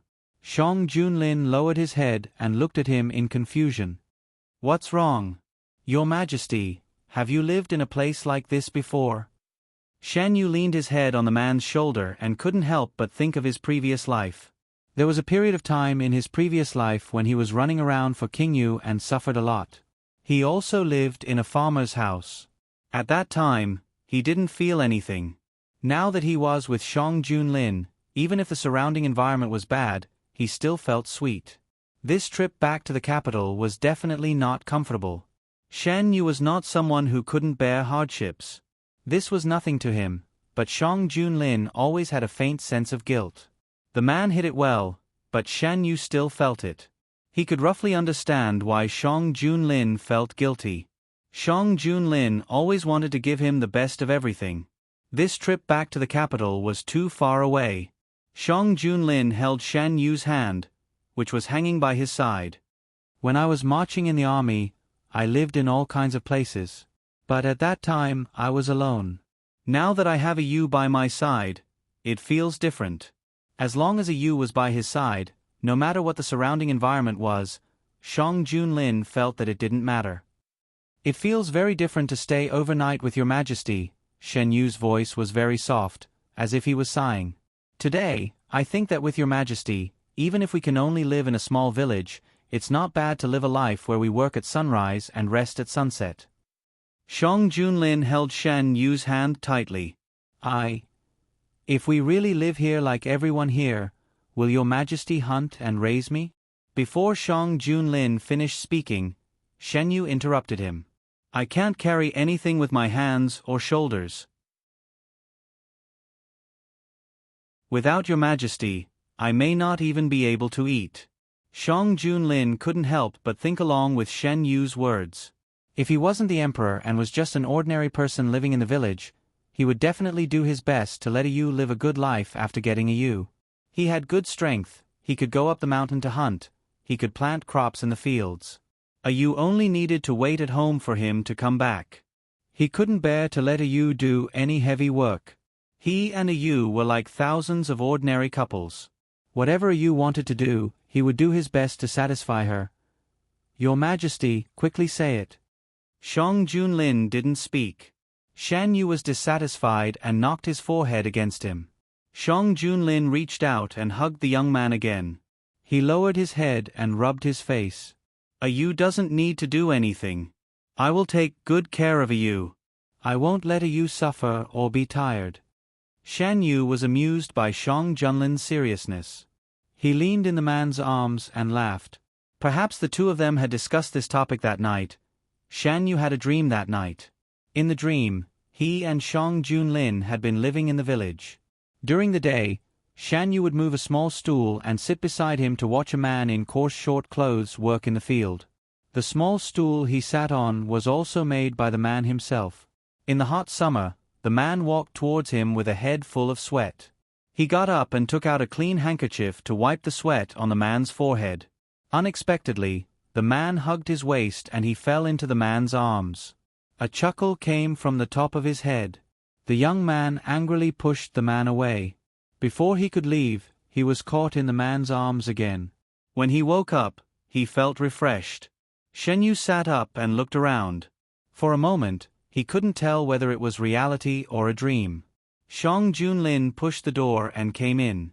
At a glance, he saw the young man sitting on the bed with a confused expression. You're awake? Without thinking, Shang Junlin quickly walked to the bed and hugged the young man intimately. Every time he woke up, Shan Yu would be in a semi-conscious state for a period of time. During this period, the young man was very different from usual. He was obedient and soft. Shang Junlin loved this moment very much. In the midst of the intimacy, Shan Yu slowly came back to his senses. He withdrew from the man's arms and said, "It seems that the sun is out."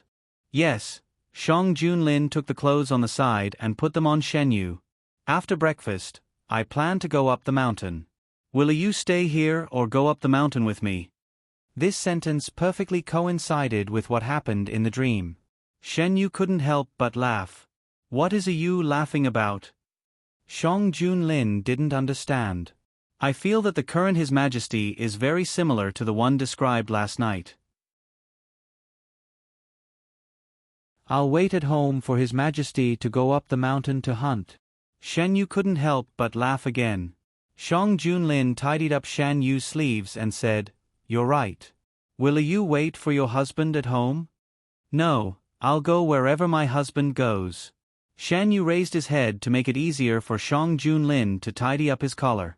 Shang Junlin looked down at the young man who was unguarded against him. He tried to restrain himself, but in the end, he couldn't hold back and leaned over to kiss him. It was a domineering kiss. Shan Yu moaned twice. Seeing that he couldn't break free, he closed his eyes and enjoyed this morning service. Shang Junlin was very excited. Shan Yu was also very tempted. Unfortunately, the time and place didn't allow it. The two kissed for a while and had to separate before things got completely out of control. Shan Yu leaned on the man's chest. Both of them were breathing heavily. Not knowing what Shan Yu thought, he suddenly laughed. The low laughter was heard, and his body trembled slightly. Shang Junlin's fire, which had been suppressed with great difficulty, almost burned again. He had to grab the young man's shoulder and separate him from his body. "What is you laughing about?" The man's voice was low and hoarse. It was filled with lust and helplessness. "He's laughing at Your Majesty." Shan Yu's voice was filled with laughter. "Your Majesty also has such a day." Shang Junlin didn't mind being teased by Shen Yu. He lowered his head slightly, leaned close to the young man's ear, and bit the jade-like earlobe. "You dare to make fun of me? When we return to the palace, I'll treat you well." At this time, in this position, it was self-evident what kind of treatment he would use. Shan Yu's body trembled. This time, it wasn't because of the laughter. He grabbed the man's sleeve. The contrast between his white fingers and the black clothes was even more obvious. He refused to be outdone and said, "I'll wait and see." The man's eyes darkened. His eyes were filled with strong emotions. He unconsciously tightened his grip on Shan Yu's shoulder. Feeling the danger, Shan Yu coughed twice and reminded the man, "Well, Your Majesty, we should go out." Shang Junlin closed his eyes and suppressed the various reactions of his body. The two fooled around for a while. When they left the house, Half an hour had already passed. Breakfast had been prepared. The conditions were limited, so there was only a simple porridge and side dishes. The woman set the bowls and chopsticks and stood to the side a little uneasily. Shan Yu and Shang Junlin sat down together. After breakfast, the two walked outside. Then, under the guidance of the woman's son, they went up the mountain. The mountain road was rugged. It rained yesterday, so it was muddy. After walking for a while, Shang Junlin suddenly stopped. The young man looked in front and said, "The road ahead is more difficult to walk." Shan Yu looked in front of him. Indeed, the road was narrower. A few hidden dragon guards followed behind them. There were also some who were hiding in the dark. Along the way, the young man looked at the hidden dragon guards curiously. He didn't understand where these people came from. He didn't see so many people around before. Shang Junlin walked in front of Shen Yu and said, "I'll carry you up." Shen Yu thought for a while and didn't refuse. He leaned on the man's broad shoulders and felt very safe. "Are you brothers?" The young man looked at them enviously. "You have a good relationship. My brother doesn't like to carry me." "We're not brothers." Shen Yu tilted his head and said, "He's my lover." "Don't you think so, Brother Lin?"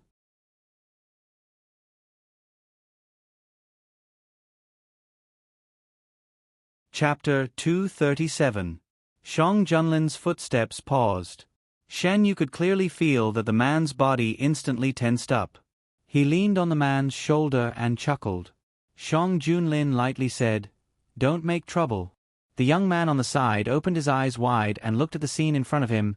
"You are—" Shen Yu remembered that he shouldn't teach children bad things.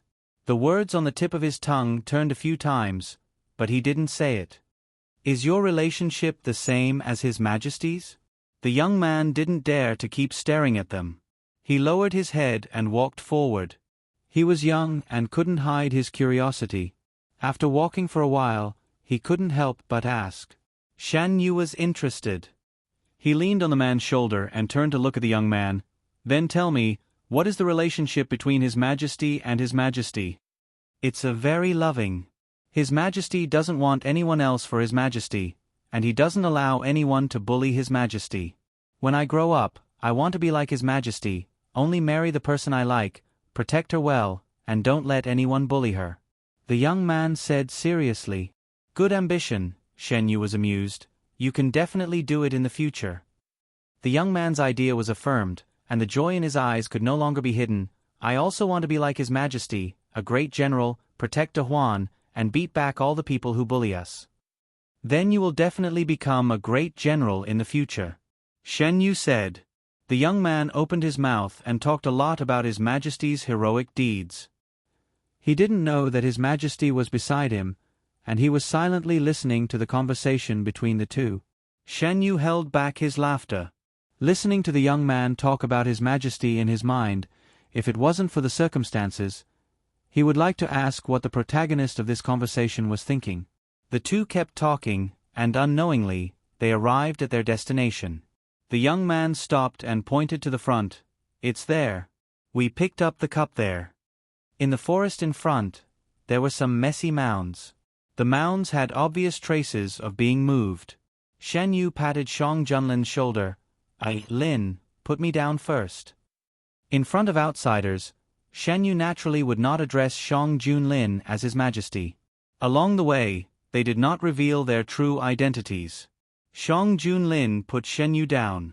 The two of them approached the mound. Shan Yu broke a branch from the side and poked it in the soil. "Everything that can be used has been taken back by the villagers. The rest are all broken and can't be used." The teenager saw Shan Yu's movements and explained. After digging for a while, Shan Yu saw some broken porcelain inside. "Is no one curious about where these things came from?" Shan Yu threw the branch aside and asked. The conversation along the way made Shan Yu gain a good impression in the boy's heart. The boy told him everything he knew to this young brother who recognized his ambition. "I'm curious." With so many good things, everyone is naturally curious. The village chief even specially organized people to go up the mountain to search for them. Unfortunately, they didn't find anything. They walked around the vicinity but found nothing. However, it was not normal for these imperial items to appear here. Hence, some of the hidden dragon guards were left to continue searching. Shan Yu and Shang Junlin were led down the mountain by the teenager. The round trip took a few hours. When they reached the foot of the mountain, the road was almost dry. At this time, Shan Yu and Shang Junlin should be on their way back to the capital. However, the two of them were more concerned about the imperial items that suddenly appeared. Hence, they did not leave immediately. After going up the mountain, their clothes were dirty. The two of them changed their clothes and sat down in the house. Does this batch of imperial items have anything to do with what Grand Tutor Zhang mentioned before? Shan Yu thought about it and felt that the imperial items shouldn't have suddenly appeared here. This village was very normal. The answers given by the hidden dragon guards would not be wrong.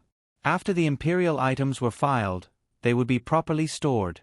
Even if they were given out as rewards, they would be recorded. After Shang Junlin ascended the throne, there was a special official in charge of this area. During the drought in the north, the Ministry of Revenue reorganized the items in the national treasury. If there were any missing items, they should have known. Since there were no missing items, it meant that there was nothing wrong with the items in the national treasury. This batch of items could only have been leaked out before Shang Junlin ascended the throne. The imperial court has already found the whereabouts of the imperial items that Grand Tutor Zhang mentioned. According to him, there should be another batch of items that are wandering outside. Regardless of whether we met them here or not, we have to find out what is going on. In order not to alarm others, Shang Junlin did not inform the local government. He left the investigation to the hidden dragon guards. 2 days later, the hidden dragon guards reported that they had found the whereabouts of the imperial items. It was a cave hidden in the middle of the mountain. Perhaps it was because of the heavy rain all year round, the cave was damaged to a certain extent. Part of the cave that was hidden in the cave flowed out along with the soil and was coincidentally discovered by the villagers. Shan Yu and Shang Junlin stood in the cave and were momentarily speechless. In front of them were boxes of different sizes. Some of the boxes had already been opened by the hidden dragon guards, revealing the items inside. What came into view were boxes of jewelry. Most of them were gold and silver. Shan Yu casually picked up a gemstone and could tell that it was of high quality. I didn't expect that finding a random place to hide from the rain would yield such a harvest. Shan Yu put down the gemstone in his hand and sighed. This matter was completely out of Shang Junlin's expectations. He had sent people to various places in Dahuan to search for the other batch of items that the late emperor might have left behind. He did not expect that in the end, they would be the ones who found it by chance.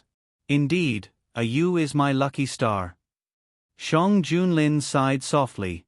Your Majesty, why do you say so? Shang Junlin shook his head and did not reply. If he was not worried about Shan Yu's health, even if it was raining, Shang Junlin would not have found a place to stay for the night. That way, he would have missed this village and missed out on everything that happened later. As the weather cleared up, they still had important matters to attend to in the capital. They did not stay for long and left some hidden dragon guards to guard the place. Shang Junlin and Shan Yu embarked on the journey back to the capital. After settling the matters in the capital, they would send people to deal with these items. This time, the Minister of Revenue will be happy. In the carriage, Shen Yu opened the curtains and said, "The Minister of Revenue was excited for a few days when he collected the items from Grand Tutor Zhang. He generously gave out a lot of money. During that period of time, if the imperial court needed to spend money on anything, it would be very lively. The ministers lamented that it would be great if the Minister of Revenue could always be so easygoing." Shang Junlin was thinking about something and did not respond immediately. The carriage continued to move forward. This time, they did not stop halfway and directly arrived at a small town near the capital. They had received news from the Prime Minister that a storm was brewing in the capital. This time, even the people in the capital could faintly feel that something was wrong. The temperature has dropped. Has His Majesty and Gue Jun not returned to the capital yet? Yes, in the past, they would not stay outside for so long. Counting the time, it has been almost 3 months. Could it be that His Majesty and Gui Jun are enjoying their time outside and have forgotten about home? It would be the same if they returned to the capital. Life in the imperial palace would not be worse than in the temporary residence, right? I have an uncle who works in Lord Feng's family. He said that Lord Feng has not contacted his family for a long time. Maybe something has delayed him. Not only that, but the other officials have also been worried recently. I don't know if you have noticed that the Prime Minister has been living in seclusion recently. I see that some of the officials are very active. 2 days ago, there was a wedding banquet held by an official and many officials were invited. The Prime Minister also went. If the people could feel it, the officials could feel it even more clearly. As the days passed, there was still no news from the temporary residence. Many people could not sit still. What is going on with His Majesty? Is there any news? The more attentive officials found that some unknown changes had occurred. They did not know what exactly had happened, so they could only observe carefully. The Prime Minister's presence had unknowingly begun to decrease. On the contrary, Lord Duan's presence had become stronger and stronger. The balance between the aristocratic officials and the humble officials that Shang Junlin had maintained in the imperial court was faintly being broken. A few officials who had a good relationship with the Prime Minister came to the Prime Minister's residence to discuss countermeasures. Does Lord Duan also not know what has happened? What are these aristocratic officials led by Lord Duan trying to do? The elementary school that was in the process of being established was stopped. At the same time, other policies that were being implemented were also affected. The humble officials were caught off guard by the sudden attack of the aristocratic officials and gradually fell into a disadvantageous position. Are they not afraid that His Majesty will punish them when he returns to the capital? Or? He didn't finish his sentence, but everyone present knew what he was trying to say.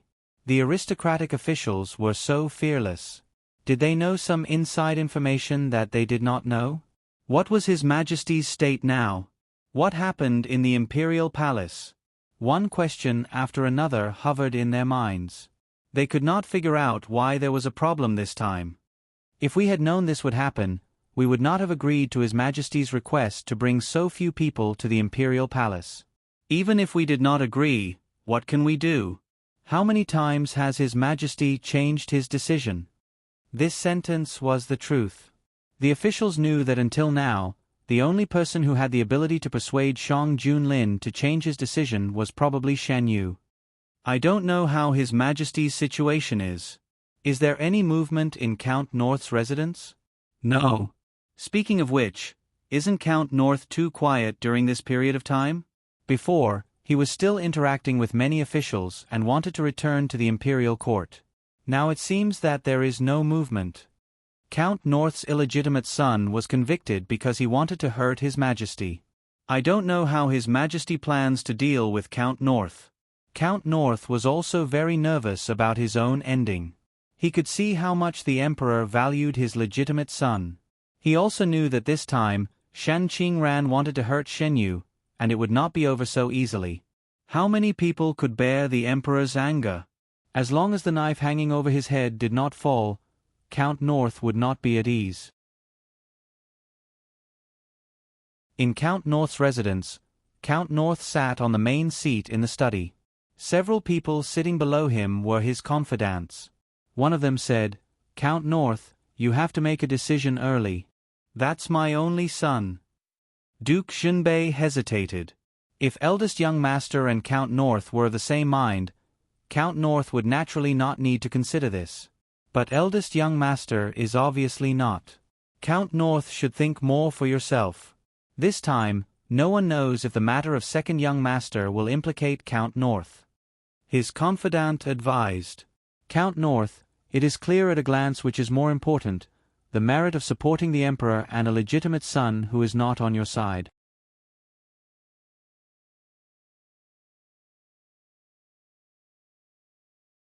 Chapter 238. Sir Junbei relaxed. He knew what his confidant said was reasonable, but at the same time, it was too risky to do so. A few days ago, a man who claimed to have the imperial edict of the late emperor came to Sir Zhenbei's residence and said that Shang Junlin had used dishonorable means to ascend the throne. After so many years of planning, it was finally time to restore the throne.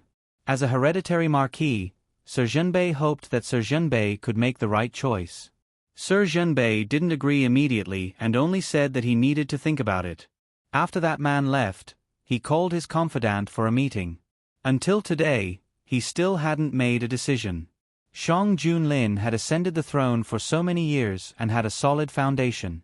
It was too risky to make a move at this time. Moreover, his son was the only one in Shang Junlin's harem. If there were no accidents, he would be the only one who could stand beside the emperor. He didn't need to take such a big risk to do something that had an uncertain future. I still think that it's not reliable. If that man comes again in the future, just say that I'm sick and don't bring him to see me. Sir Zhenbei thought for a long time and made a decision. Sir. His confidant didn't expect that Sir Zhenbei was still unmoved. He couldn't help but feel anxious. Sir, why don't you think about it more? You're trying to make me rebel. That's why I want to ask you, what's your intention? Duke Zhenbei slammed the table with an ugly look on his face. I just think that you shouldn't be wasted like this. The current emperor doesn't want to put you in an important position. Naturally, there will be a wise emperor who can put you in an important position. The man who spoke didn't expect Sir Zhenbei to have such a reaction. His back was covered with cold sweat and his voice was getting lower and lower. I don't need you to interfere in my affairs. There were people from Yinghua in Sir Zhenbei's residence. Since someone contacted Sir Zhenbei's residence, the news was passed to Shen Yu by Yinghua. Shen Yu knew everything that happened in Sir Zhenbei's residence. This time he made the right decision. Shen Yu closed the secret letter and sighed. The hidden dragon guards reported everything that happened in the capital. The hidden dragon guards hid in the dark. They were Shang Junlin's eyes and ears. Whatever they knew, Shang Junlin would know in less than a day. Those people thought that they were doing it secretly, but they didn't know that their every move was being monitored by the hidden dragon guards. After ascending the throne for so many years, Shang Junlin's control over the Great Huan dynasty was far beyond these people's imagination. The hidden dragon guards knew what was happening in Sir Zhenbei's residence. After Shang Junlin received the news from the hidden dragon guards, he told Shen Yu, "If the Northern Marquis really did those things, I don't know how to deal with him." Shang Junlin heaved a sigh of relief when he heard that Sir Zhenbei had rejected those people. Sir Zhenbei was Shen Yu's biological father. If he did something unforgivable, as the son of Sir Zhenbei, Shan Yu would be implicated. This was something that Shang Junlin didn't want to see. "Your Majesty, you can do whatever you want to do. You don't have to worry about me." Shan Yu could tell what Shang Junlin was worried about. "Even if a Yu doesn't care, I won't let the world think that a Yu has a bad reputation. Even if this bad reputation was because of Sir Zhenbei. Your Majesty, how do you plan to deal with him?" Shan Yu's voice was very calm. It was as if they were talking about an irrelevant subject and not his biological father. "I can't just let go of what he did to you. However, I can't let him affect you. A Yu, don't worry. I will take care of it. Or rather, does a Yu have any thoughts?" Shang Junlin caressed Shen Yu's face and rubbed his fingers. "Your Majesty, you can decide." Shen Yu rubbed Shang Junlin's hand back. In his previous life, he didn't have any scruples. Under his manipulation, Sir Zhenbei lost everything. The power and wealth he wanted were all gone. The more he cared about something, the more Shen Yu wouldn't let him get it. In this life, he didn't plan to use the same method to deal with Sir Zhenbei. Since Shang Junlin asked, it meant that he had made a decision. Shan Yu could rest assured and leave this matter to him. "With your Majesty, I don't have to worry about anything," Shen Yu murmured. "Your Majesty will arrange everything, right?" "Yes." "If a Yu doesn't want to take care of it, you can leave it to me." Shang Junlin lowered his head and kissed Shen Yu's neck. He didn't want unimportant people to occupy Shen Yu's attention. He didn't care about love or hate. As long as Shan Yu had him in her heart, it was enough. It was best if all her attention was on him. This was a thought that Shang Junlin wouldn't say out loud. What's the situation in the capital? After being intimate with Shang Junlin for a while, Shan Yu asked about serious matters. Some of the ministers have sided with the other side. Some of them did it willingly. Some of them had something on the other side, so they had no choice but to take sides. Shang Junyi has now arrived in the capital and met with many of the ministers in private. When the news from the Summer Palace arrives, they will probably take action. Shang Junlin's tone became cold when he mentioned this. Shang Junyi was the 70th prince. When Shang Junlin ascended the throne, Shang Junyi wasn't even 10 years old. His birth mother was a beauty from the common people. She was only favored by the late emperor for a short period of time. Without the support of a strong maternal family, this pair of mother and son didn't have a strong sense of existence. The fief was also a small and inconspicuous place. These princes' fiefs were all sealed by the late emperor in advance because he was afraid that Shang Junlin would kill them all. For a prince like Shang Junyi, who wasn't favored, the late emperor just casually gave him a piece of land. The 17th prince's fief. Shan Yu recalled the information he read a while ago. It seems to be very close to Prince An's fief. It'll take about half a day on horseback. Shang Junlin gave an affirmative answer. Is it true that the 17th prince has the imperial edict left behind by the late emperor? Shan Yu changed the topic and asked another question. The imperial edict was one of the main reasons why the aristocratic families and ministers changed sides. However, the imperial edict was kept secret and no one had seen it with their own eyes. I've asked the hidden dragon guards to search for it secretly, but they couldn't find the imperial edict. Shang Junlin frowned. When he received the news, he had asked the hidden dragon guards to search for it. After a few days, the hidden dragon guards didn't send back any news. It was as if the news was fabricated out of thin air. It can't be fake news. Without seeing the real thing, those ministers shouldn't have believed it so easily. Shen Yu said. Those who could become officials in the imperial court and survive the purges were not stupid. No matter how real the lie was, it couldn't fool everyone. When the emperor ascended the throne, did anything strange happen? Shan Yu believed that the late emperor would leave such a backup plan to guard against Shang Junlin. After all, the late emperor could even leave behind the national treasury and the army. It wasn't strange for him to have another imperial edict. At that time, Shang Junlin recalled a year when he ascended the throne. When he brought the army back to the capital, he didn't receive the rewards that he deserved. Instead, he received the news that the late emperor and his favored ministers were plotting to seize his military power. Shang Junlin didn't want to sit still and wait for his death. He took the initiative to take control of the capital. He entered the palace with a murderous aura. Under the support of his ministers, Shang Junlin reluctantly received the imperial edict from the late emperor. The late emperor was seriously ill and couldn't get out of bed. He was only awake for a limited time every day. He wanted to seize my military power and return me to the time when I was at the mercy of others.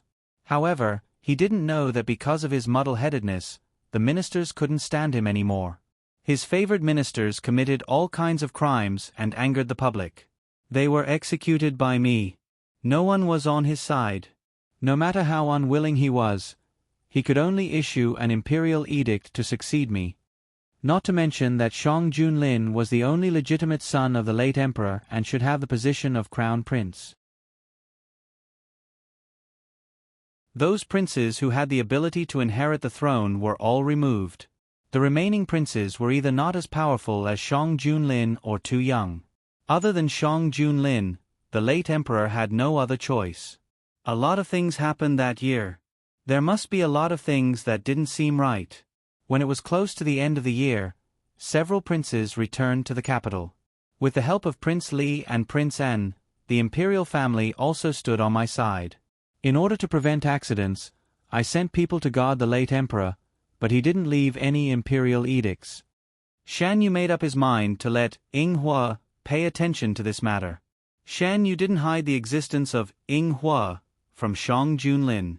The man didn't say anything after he found out. He knew that Shan Yu wasn't a weak existence who needed protection. As long as he wanted to, nothing could stop him. It's a pity that the eunuch who was valued by the late emperor was killed. Otherwise, we might be able to get some information from these people. No matter where the imperial edict came from, it won't affect our plan much. Yu is right. Shang Junlin and Shan Yu weren't the only ones who were curious about the whereabouts of this imperial edict. The 17th prince was also very curious.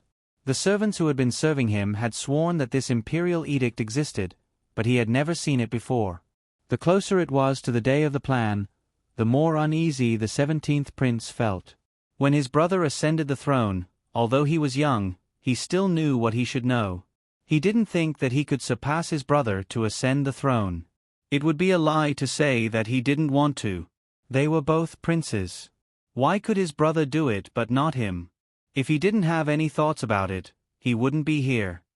Your Highness, it's getting late. Go back to your room and rest. You can only face what's about to happen if you have enough energy. The eunuch who had been serving the 17th prince walked over and helped him put on his coat. The 17th prince looked at the boundless night sky and turned back to his room. Soon, he would be able to appear in this bustling capital. He would become the new owner of this place. Those who had looked down on him in the past would all kneel at his feet. So what if Shang Junlin was powerful? He would be the one to get the throne in the end. After serving the 17th prince to bed, the eunuch left the residence quietly. He reported the 17th prince's every move to the person who was hiding in the dark. And all of this was seen by the hidden dragon guards. After reading the secret letter from the hidden dragon guards, Shan Yu supported his chin with one hand and looked at the 17th prince mockingly. He thinks that he is the final winner, but he doesn't know that his every move was planned by someone else. Should I say that the 17th prince is too arrogant, or should I say that he is too stupid? He thinks that he can compete with His Majesty. Isn't he overestimating himself? Am I that powerful in Yu's eyes? Shang Junlin took the secret letter from Shan Yu's hand and put it aside. He walked over to Shan Yu and sat down beside her. Shan Yu moved to the side and made room for Shang Junlin. He smiled and said, "Of course your Majesty is powerful. If you are not powerful, how can I stay by your side willingly?" "Oh." Shang Junlin pinched Shan Yu's chin and said, "Yu, tell me, how am I powerful?" "Of course, I am powerful in every way." "Does that include in bed?" Shan Yu was caught off guard by the man's straightforwardness.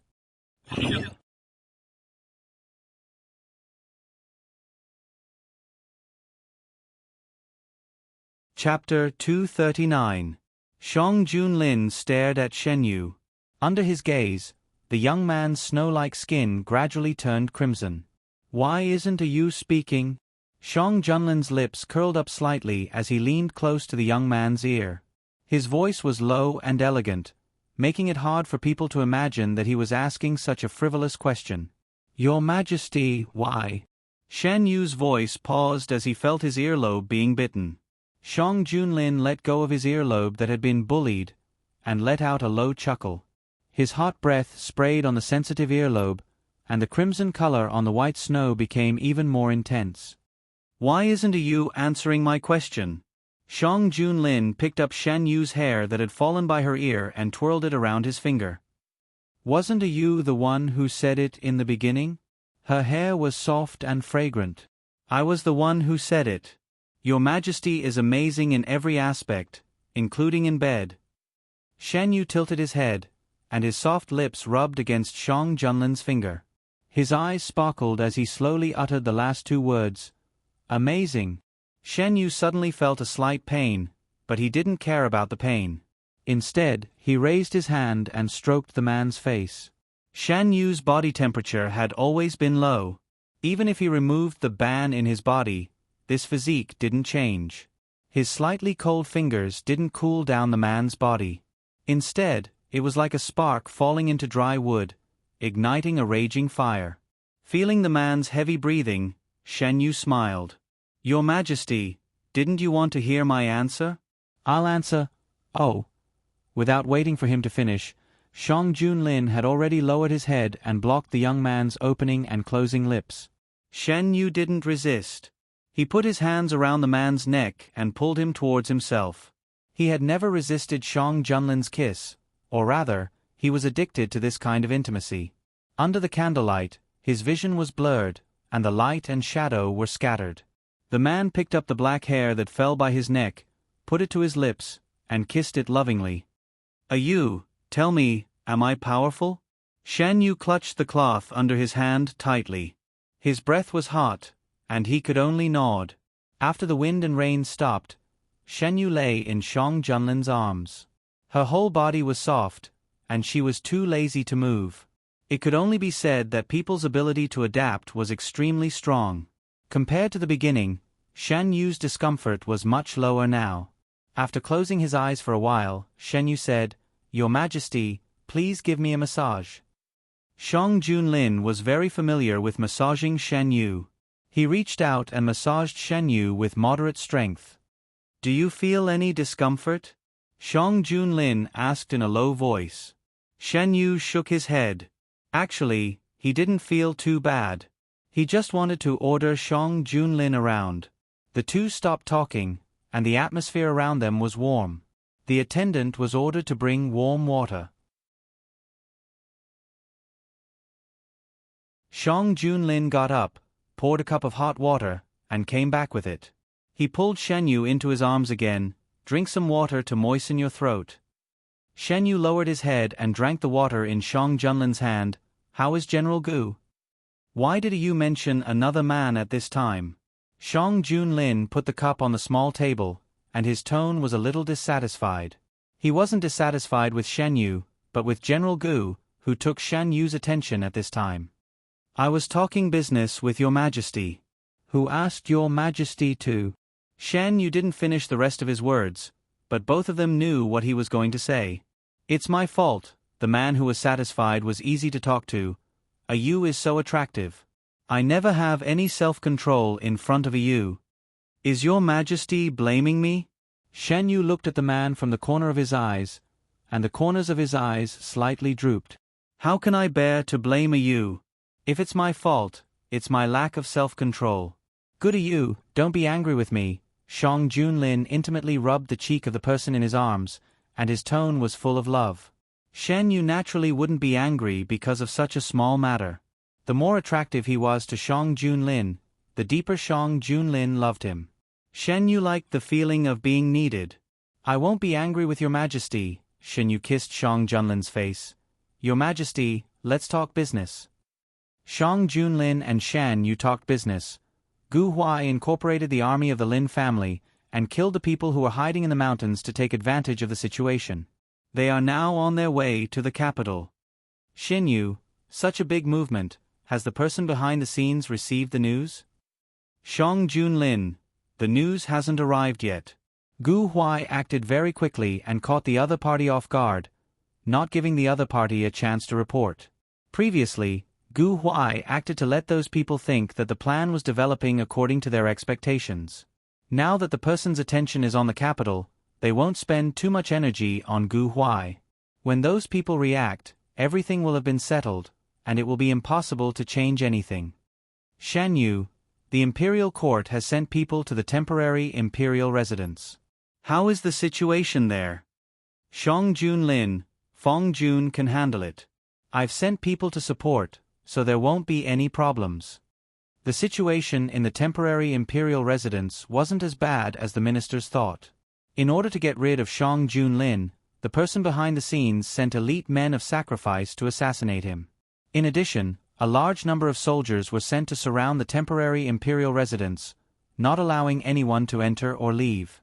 There were even many people from the other party in the temporary imperial residence. It had to be said that the person behind the scenes was well prepared. If Shang Junlin hadn't planned this from the beginning, Shang Junlin would have suffered heavy losses. However, Shang Junlin was already prepared. It seemed that he didn't bring many people to the temporary imperial residence, but in fact, He arranged for soldiers and horses to be on standby in the dark. At the beginning, they wouldn't make any movements, giving the other party the illusion that the plan was going smoothly. When Shang Junlin gave the order, they would be like ghosts on the battlefield, mercilessly reaping the lives of the enemies. The mantis stalks the cicada, unaware of the oriole behind. The winner who thought that he was the oriole didn't know that he had already fallen into the hunter's trap. Count North dealt with the confidant who instigated him. After Shan Yu told someone to leak the news to Count North that the confidant had another master, Count North. After knowing the betrayal of his confidant, Count North was so shocked that he broke out in a cold sweat. At the same time, he also felt that under the seemingly calm surface of the capital, a shocking storm was brewing. He couldn't help but think that he had been bewitched by his confidant. What about the other ministers?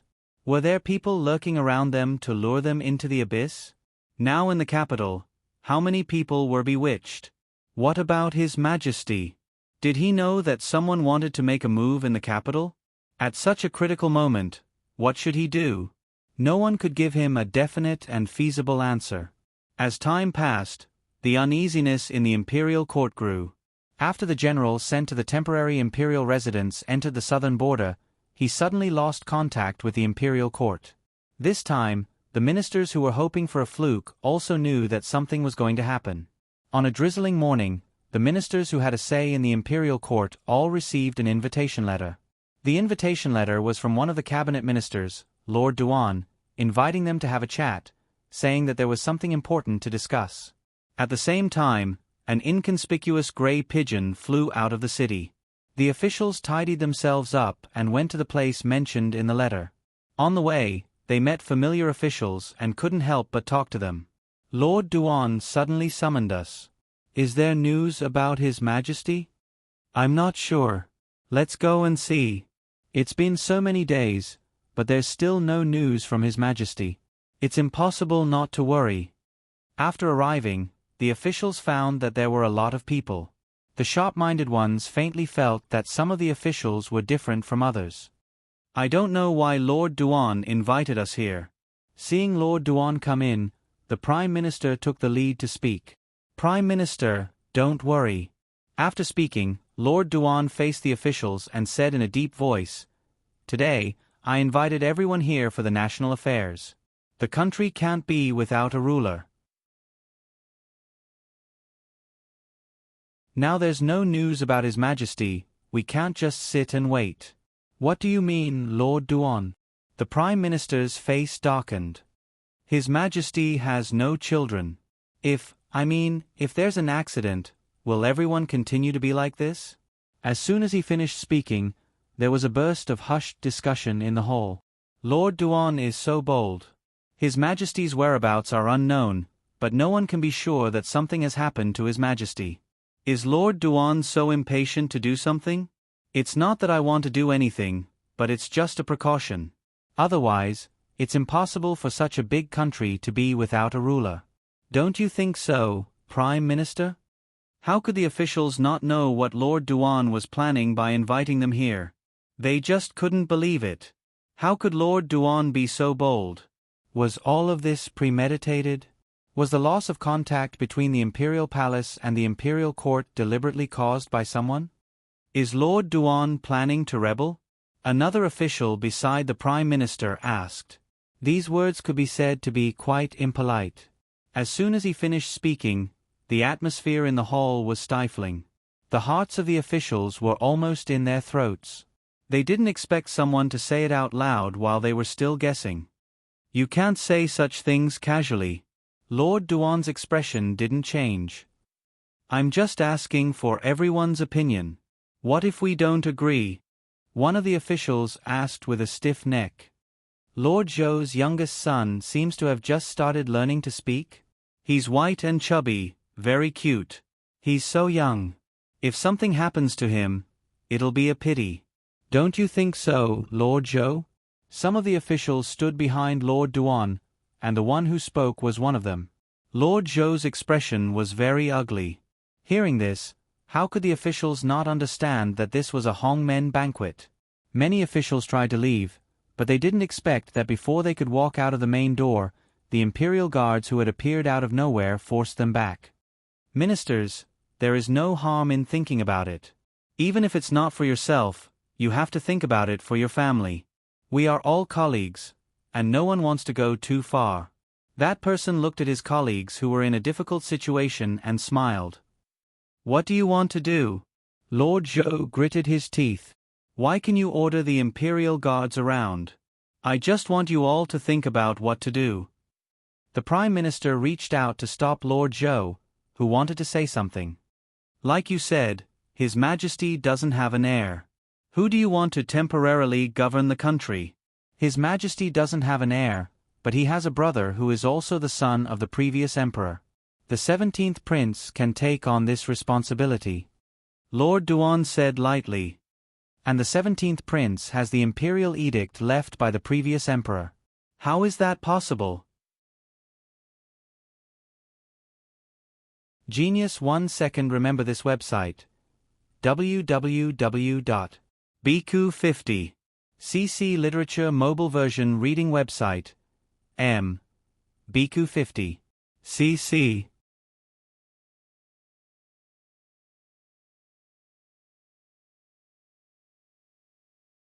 Chapter 240. What do you mean by the imperial edict? The Prime Minister asked. Do you think it's true just because you say so? If you don't show it to us, how can we believe you? Another official standing behind the Prime Minister said. Lord Duan said calmly, when the time is right, you will naturally see the imperial edict. What do you think of my suggestion? Even if we agree, His Highness isn't in the capital. Instead of wasting time going back and forth, it's better to search for His Majesty.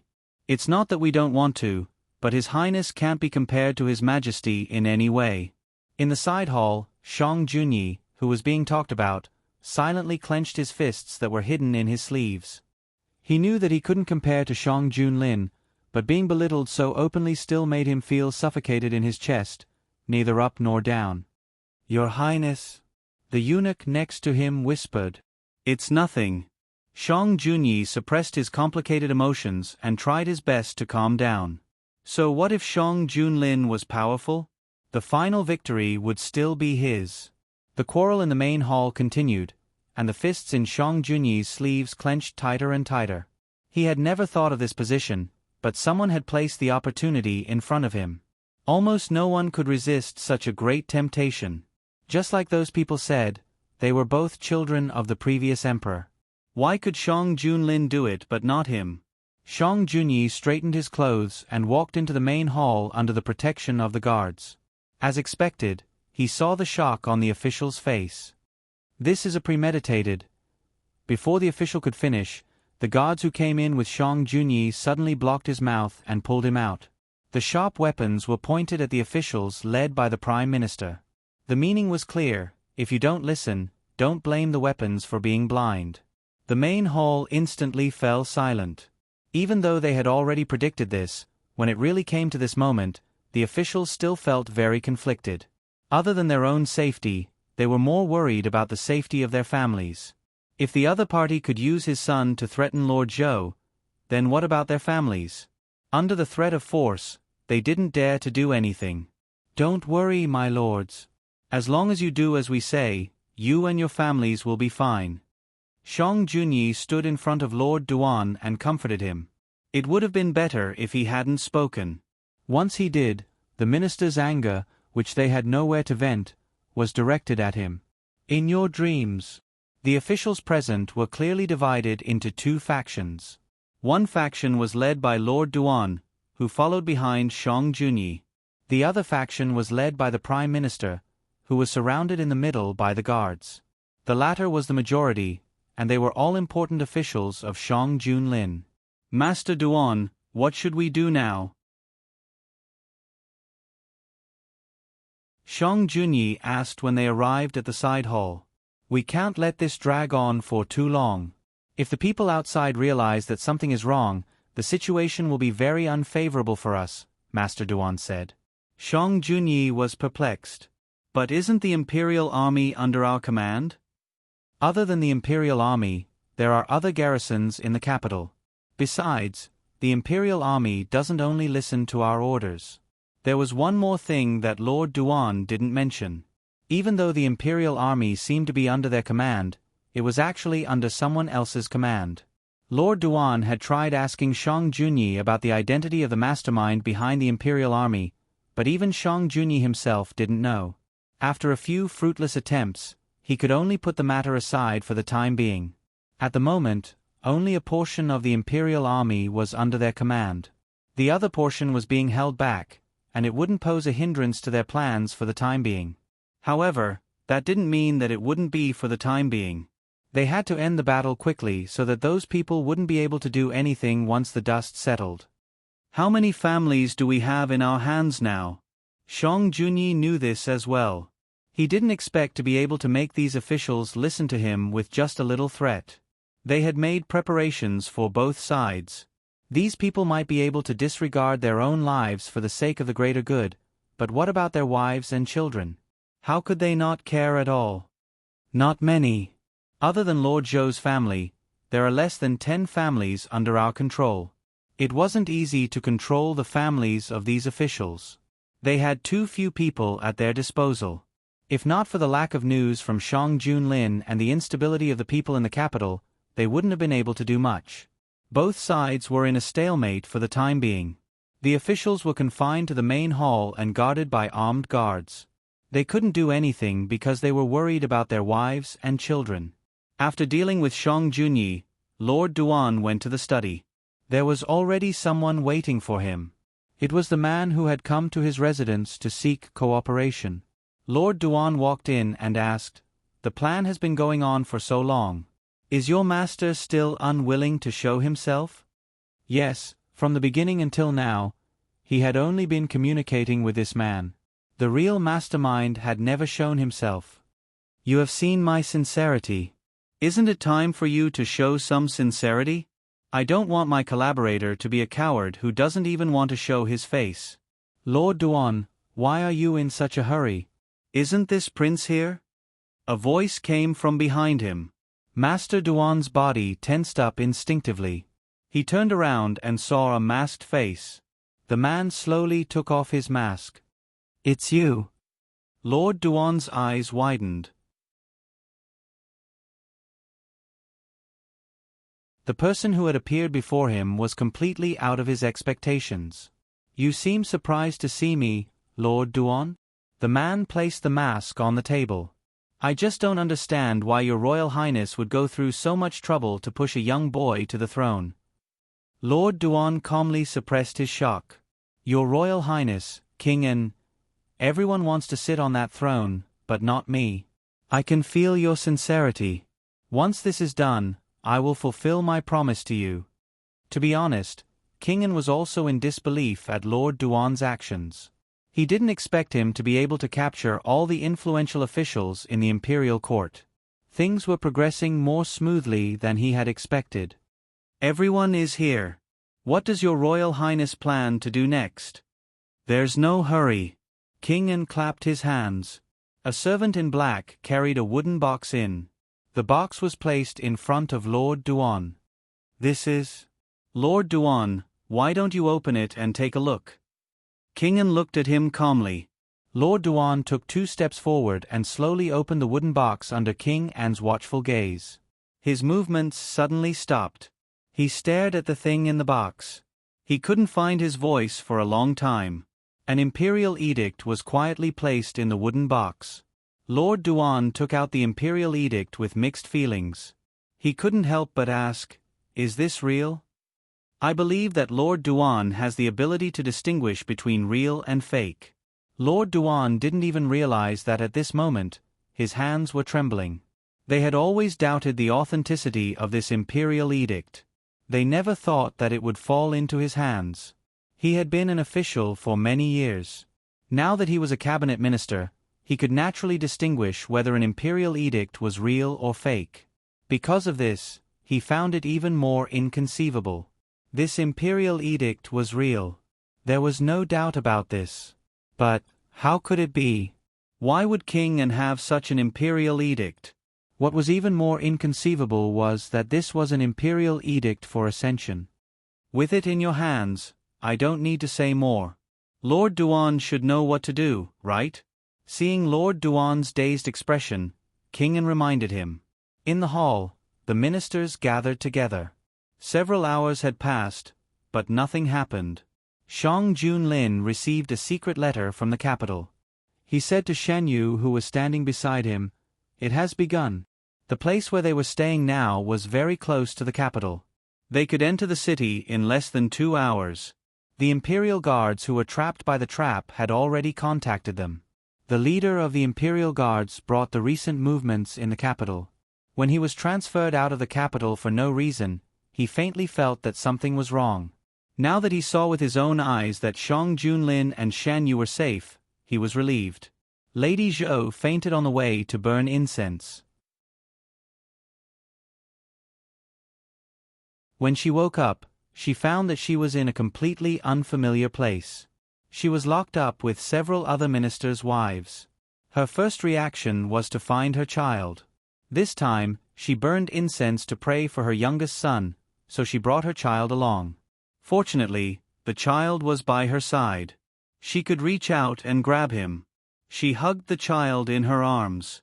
Her high-hanging heart finally relaxed a little. Seeing that she had woken up, one of the wives put a finger to her lips and made a gesture to keep quiet. Lady Zhou was not a foolish woman. When she saw this, she lowered her voice and asked, "What's going on?"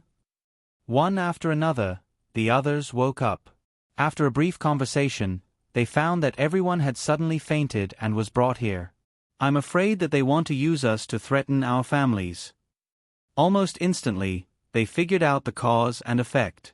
"There are so many of us. The person who caught us must have a big plan." The others nodded. They checked themselves and found that they were not injured or tied up. They walked around the room and found that the doors and windows were tightly shut. There were many people guarding outside. The people in the room were all women. Except for Lady Zhou, there was a 1-year-old child beside her. The child was still in a coma. The wife who knew a little about medicine checked the child. It was just that the child had fallen asleep because of the medicine. "We can't let the adults be threatened because of us." Lady Zhou held the child and said in a deep voice. The other women agreed. "We have to think of a way to escape." They were just weak women. It was very difficult to escape from a heavily guarded place. How to get out of this room became their top priority. Unfortunately, no matter if they threatened or gave in, the people outside were unmoved.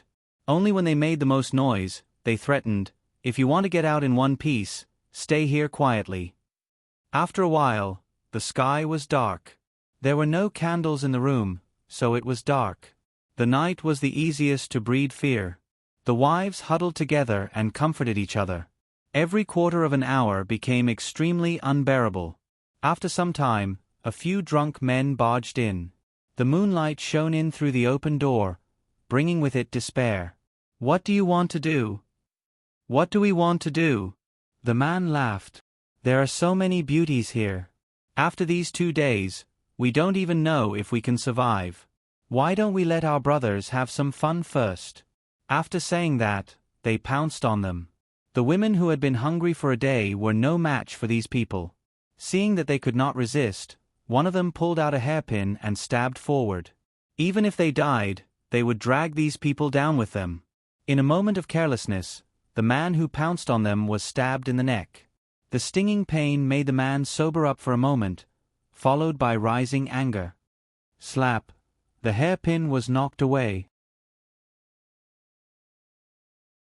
The man held the woman's hand tightly. "Don't be so shameless. Go away." Madame Zhou held the child and kept shrinking back. The man stepped forward. "If you don't listen, throw the child away. If you listen, our brothers might be happy and let you go after this matter is over." Of course, these words were used to deceive these women. They all knew what would happen to these women after this matter was over. If not, they would not dare to use their drunken guts to do something bad. These people were temporarily recruited. Usually, they liked to bully the weak by relying on their strength. They were sent to watch over these women. Once the matter was settled, they would directly kill them. Not only these women, but the women's husbands would also be the first to be dealt with. Madame Zhou's eyes were filled with despair. She closed her eyes and thought, "Even if I die, I will make you pay." She had already made up her mind. Even if she could not change anything, even if she had to pay a heavy price, she would not let this man have an easy time. The men were very strong. After drinking, they let go of the last shackle in their hearts. They were not good people. Usually, they would not even see these beautiful women.